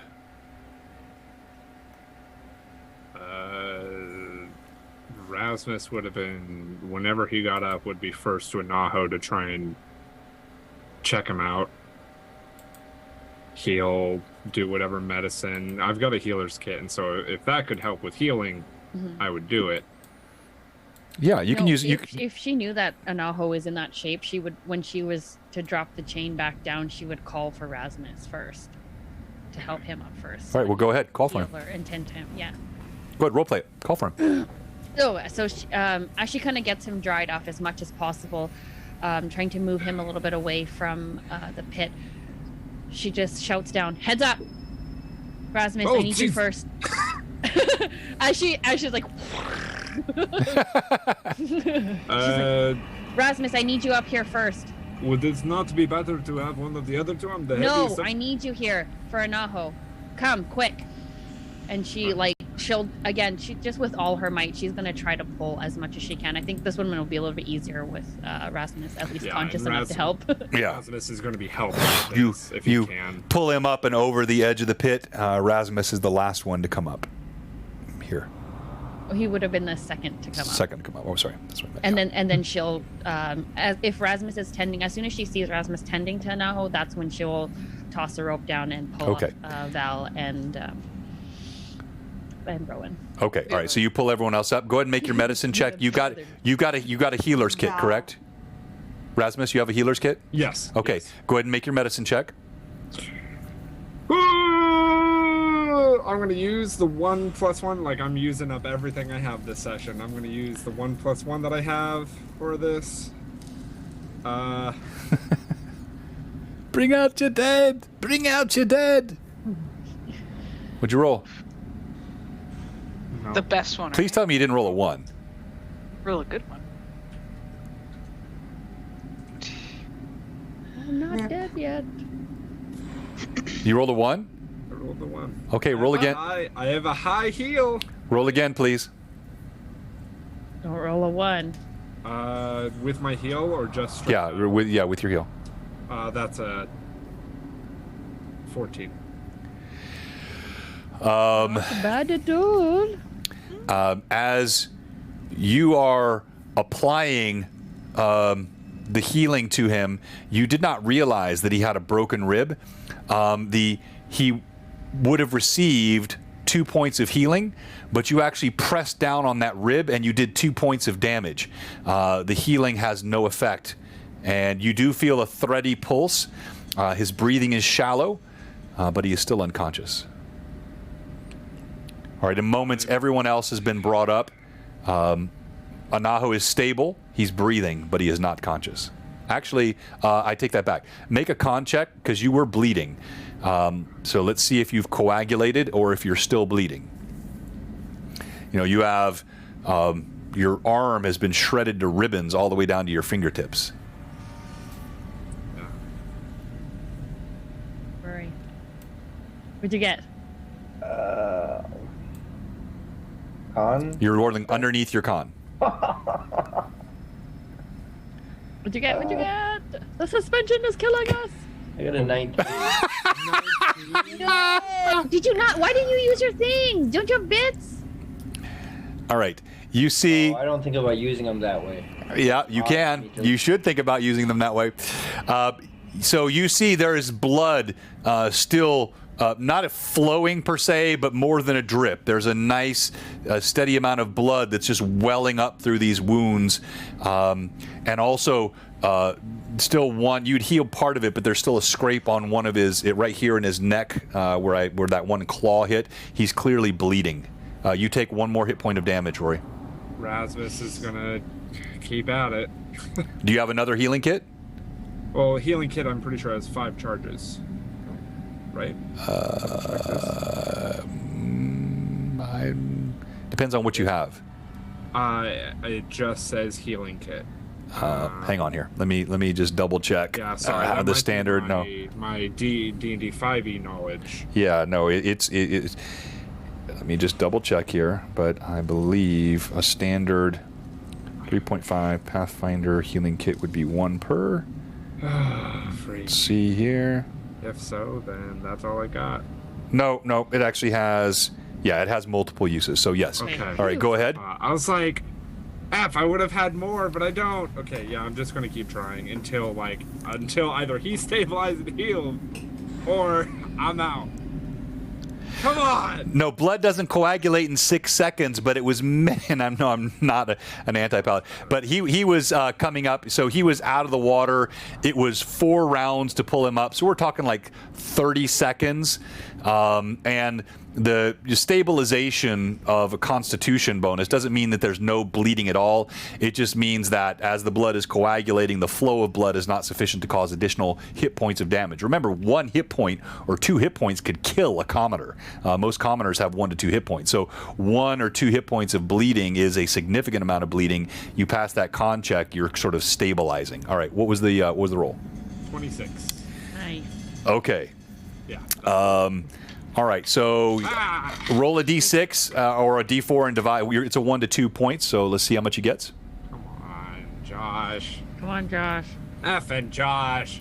1. All right, so 1 hit We point. just need to stabilize him. That's all. Okay, so you stabilize him. He's not bleeding, but he remains unconscious. That's fine. You want to use another one? Yeah. Okay, Sure. go ahead. That's a 13. All right, total Do you have any 13. more advantages, sir? All right, roll the No, I'm d6. D6 or D4? Either way, d6 divide by 3, d4 divide by 2. Oh. 1 again. Okay, does that bring you above 0? 1 hit point, right? So this is 2 you've gotten now total. It should have. After the -2 that I took, right? No, you only took a -1. No, when he pushed on my broken rib. No, but you got 2 points of healing from the healing kit, which was counteracted by the damage to the rib. So it was a net 0 on that. Then you took 1 point of bleeding. So if you were at 0, you're now at 1. So you see his eyes flutter open. What's that? I just got 2 then? Yeah. You I'm just at- got 2. Yeah. I'm at 1. So you see his eyes flutter open. No, go back to bed. He'll turn around and look and like belly on the ground, head on the corner, look down in the pit at Val. Are you two still alive? I already pulled them up while you were trying to heal him. Yeah, everybody's up. Yep. What are you yelling at? We're over here. He's just sort of like roll over onto his back, his head hanging off, like neck kinked into the hole. Just You can feel, with that, you feel a grasp around your ankle, and then Rizia just pulls you away from the hole. She's like, I don't need you guys falling back in there. I just pulled all 4 of you up. I don't want to do it again. Your muscles are looking very masterful. Oh, I Going to be feel sore tomorrow. sick. So do I. Anaho, are you dead? He's dead. I start to move around very slow. Very slow. And you see, anyone looking at me, you see me start to pat myself. Immediately going for... And it's not there. I'm going for my crossbow and it's not on me. So I immediately grab my 2 daggers and I pull them out. Anaho, so help me, Hieronius, I will put you back down. He literally I've just dragged looking you up as slightly. much as possible. You should just keep. Are you still dragging him? God. I'm still holding you just Oh. behind. with the very last thoughts in his mind of being in a deep well full of water, very dark, with a nasty monster ripping up his arm, pulls the daggers out,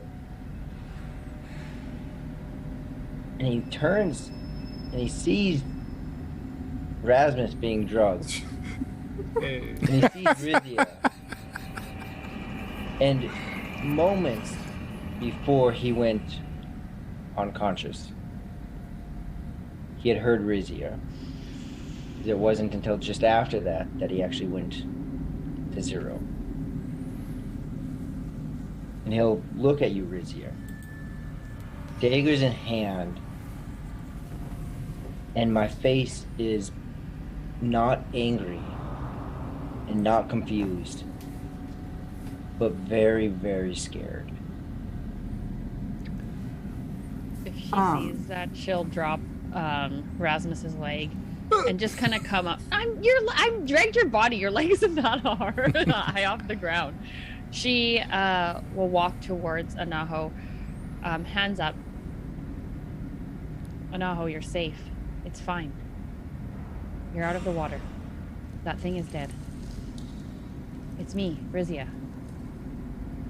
Look here. She's trying to like connect with him because she knows that usually when he gets into the water, he just loses all sense. She's seen it happen twice. Once was her mistake, so she knows. And you'll see with that fear now is some confusion. Quickly I look around and I shake my head, and my head is pounding and my arm is barely even able to hold on to one of the daggers. And both daggers drop to the ground. If she sees that, she'll try to like almost come and like catch him if he's gonna try to pass out. I managed to hold up, but why are any of you still here? I don't know what happened down there. I just know that you're alive. And same with Rasmus. I don't know why you would even go down there. And she'll just pass out. And then, like, as you pass out, she tries to, like, take her pack to kind of just put it underneath your head, just to have something soft to lay on. Because you're here by choice. Because you want to be here. Family.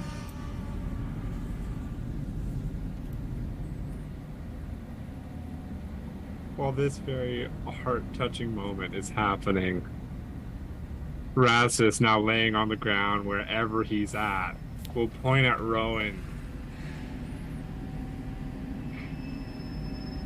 I am not a pillow. Please do not follow me again.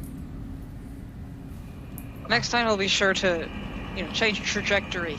Or at least From finish behind. the job. As he will get up and he's stretching his back. Oh. Val will walk over to Rasmus and kind of just pat him awkwardly and just they're there. Patting his head.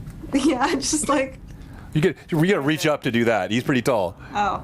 Well, He's on the ground, though. yeah, He's on the No, ground. he said he stood up. Over. He said he stood up, but he was stretching. But he's stretching, yeah. Oh, yeah, I So he's forgot. leaning down, stretching, and I'm just like, they're there. And just thank you for saving her. Hey, you did so for my comeback. As he'll reach out his still gloved and gauntleted right hand and thank you for saving mine. And as Val shakes Rasmus' hand, he says, I hope I do not have to kill you in the future. And just turns hope I around don't and have- walks away. He's like, hope I don't have to listen to your sins when you pass.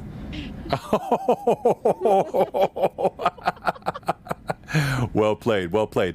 Okay, so as you all sit here, 4 of the 5 dripping wet, and you can still hear the distant sound of the water sloshing beneath from all the action. You can hear the raspy sounds of Anaho's breathing. What are you going to do? Are you going to rest here? You see no obvious signs of danger. Are you going to continue through the door? What are you going to do? You could tell that Rizia would just kind of bring Anaho's body somewhere closer off to the side a little bit, and she'll rest near him just to keep an eye on him, but her arms are like noodles, like spaghetti right now after carrying everybody up. She's just gonna rest. You can see that she has her arms kind of just beside her, like completely dead, but she's just kind of leaning against the wall, and she'll just try to rest if she can. She's tired. As you lean against the wall, it's for the first time that you feel the throbbing in your hand. You look down, your knuckles are bloodied, they're swelling. You're not sure. You may have broken something in there, but it hurts. It's bruised at the very least. You punch solid stone with enough force to crack it, and it's not something you've practiced very much, so your hand is hurting. The rest of you, anything you're doing, are you, as you see her slide down the wall, what are the rest of you doing? I was gonna ask, I actually think I have something in here. Is that that thing, that wench, witch, watch, Winch. one of them, is it half made of wood? Yes, yeah, it's got wood and metal in it, Nice, let's make a fire. I want to cook. I'm hungry. Oh. Okay. What did you think about? Rasmus. Oh, sorry. Is there anything Val would like to do? Yes. Yes, there is. Is there? Oh, Yeah. okay. Yeah. Was that a question or? Up to you. Whatever you want to do. He'll go and sit next to Rizia against the wall and like just pull out his pack and offer another piece of food.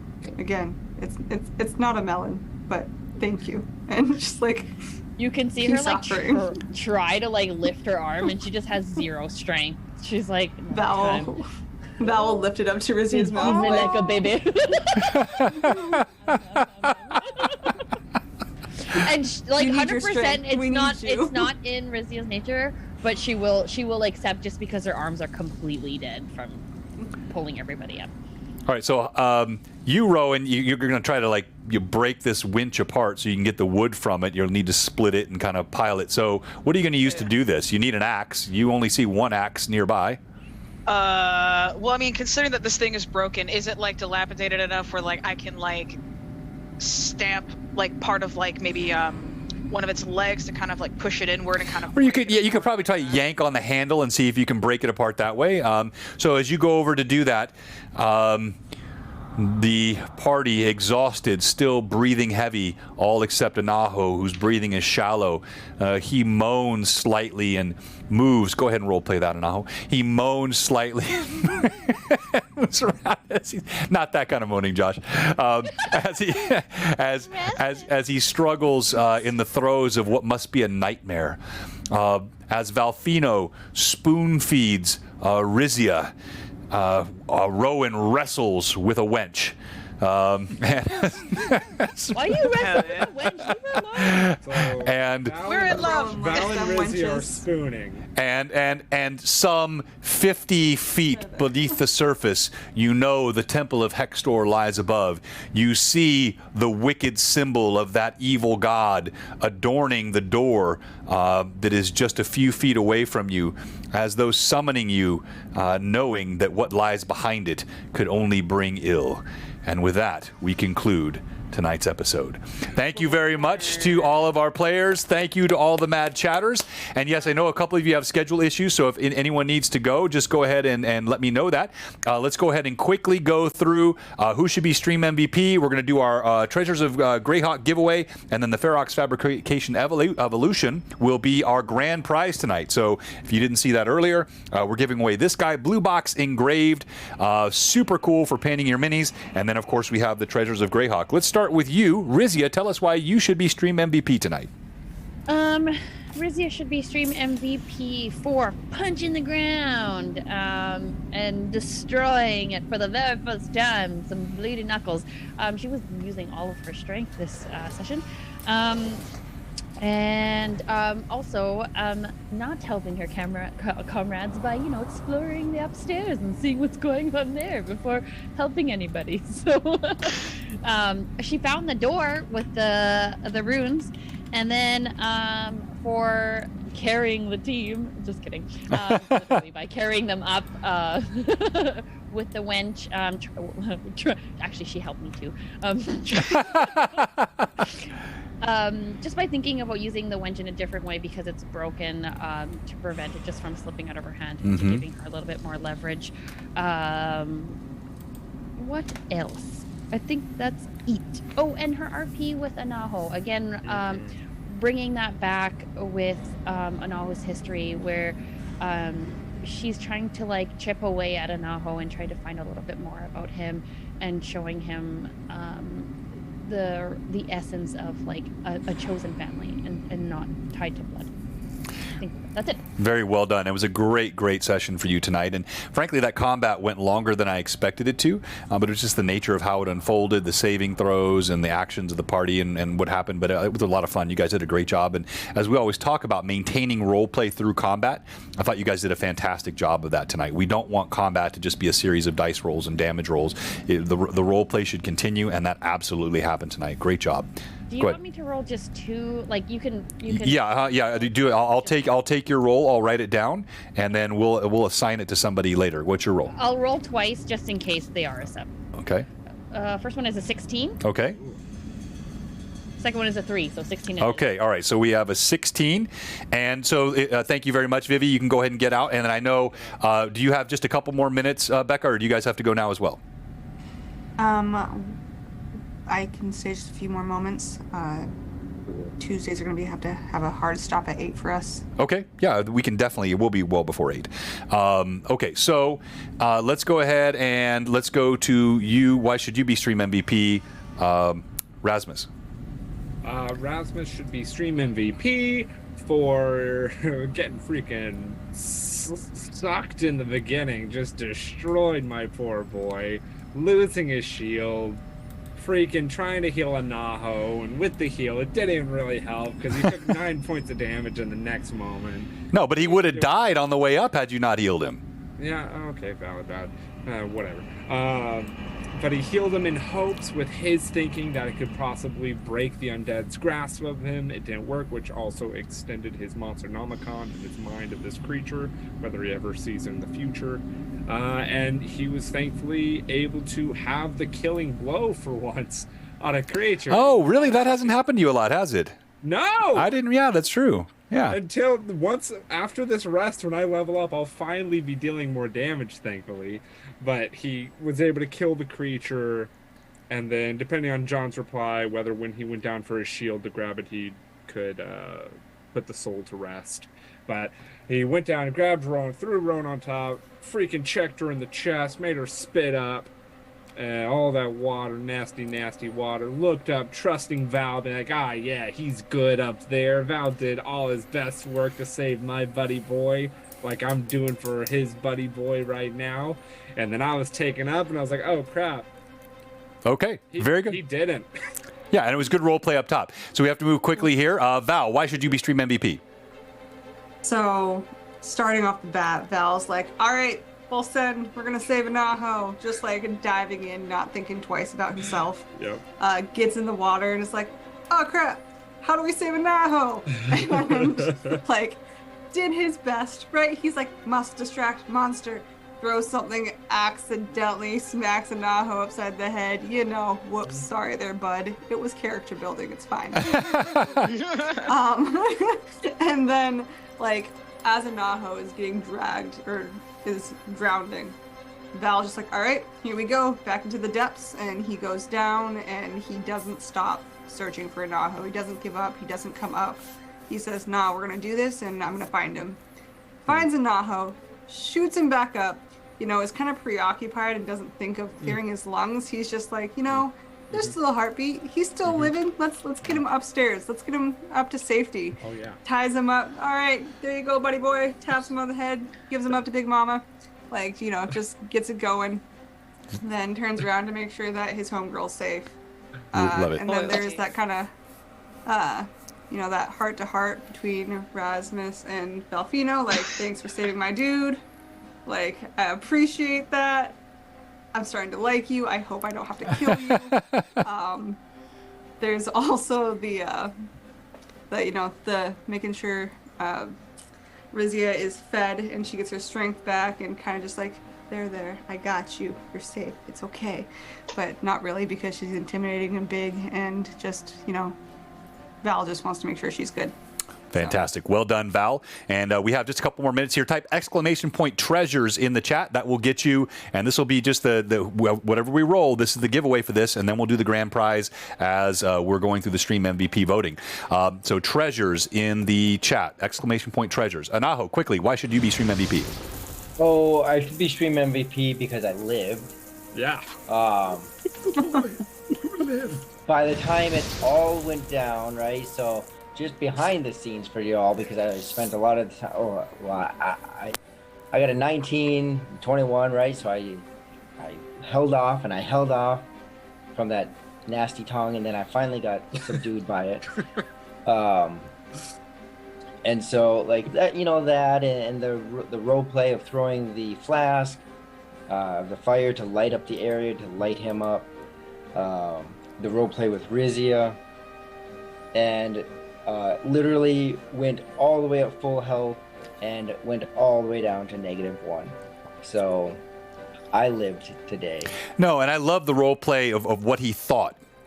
as he was sinking beneath the water and the panic. And it was a fantastic job tonight, Rory. All right, so the winner of the Treasures of Greyhawk reprint by Lightning Source is Chris Carson. Let's go, Chris.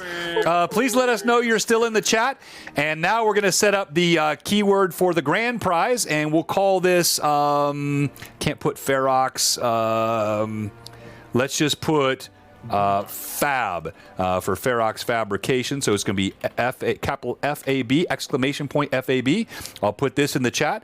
See, Carson, has he responded yet? I'm busy putting this next one in. Yep, he's here. All right. Congratulations, Chris. You have won the Treasures of Greyhawk. Now type exclamation point Fab in the chat. And last but not least, Hob, why should you be Stream MVP with Rowan? Yeah, Rowan. I did next to nothing. Oh, nice. I don't think I should be the MVP at all. I did nothing. I was drowning the whole time. No, Yeah, weren't. sure. I parried off a chain. You parried off a chain. You fell like a. You did a ton of damage to Rasmus. That was great. I don't know if there's anything to be proud of. I don't know. Let's go, Renreb. So Renreb gave each of you 1, and then he gave me 5. Thank you so much, Renreb. I'm sorry. Anything else, Hob? No, I did. Rowan did nothing. I don't know what else to say. I'm going to counter that. I feel like Rowan did an amazing job, especially going hand in hand with Rizzy in the beginning, being dual fighters against this creature. Rowan was a huge help to helping Rizia, and then sadly she got attacked and thrown down. She also, thankfully, if it wasn't for her, then Rasmus would have been the next attack for this creature. And so you took that hit for Rasmus. Well said, well said, well said. Okay, vote for Stream MVP. Quickly, I'm going to give each of you one of our viewers as they're typing exclamation point Fab in. So to Rizia, who has already rolled, and she has a 16, I am assigning Jerry, Adam JR. Please pop in the chat. Let us know you're here.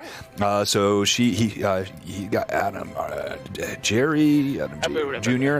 All right, and you are going to have Josh. Nope. Manda, Mystical Unicorn. So sorry. Nice. All right. And then you are going to have Becca. Oh, Ishan Loki, a follower for over 2 years. Ishan Loki, are you still in tonight? Sure. Must be present to win. I know Manda's in. Oh, Deacon's Table just raided with a party of 4. Hey, Deacon's Table, if you just joined, type exclamation point FAB. You can be in the giveaway for one of these incredible Evolution mini holders by Ferox Fabrications. This one actually has the blue box logo on it. It's the only place you can get it. Let me show that logo. Super cool there. It's the dragon with the blue box logo. Comes with 2 hot swappable bases for it. So type exclamation point Fab. Yeah, you're in the opportunity for the giveaway. You, Rory, have Anon Lone Ranger, super active in chat tonight. Follower. Again. Congrats on that.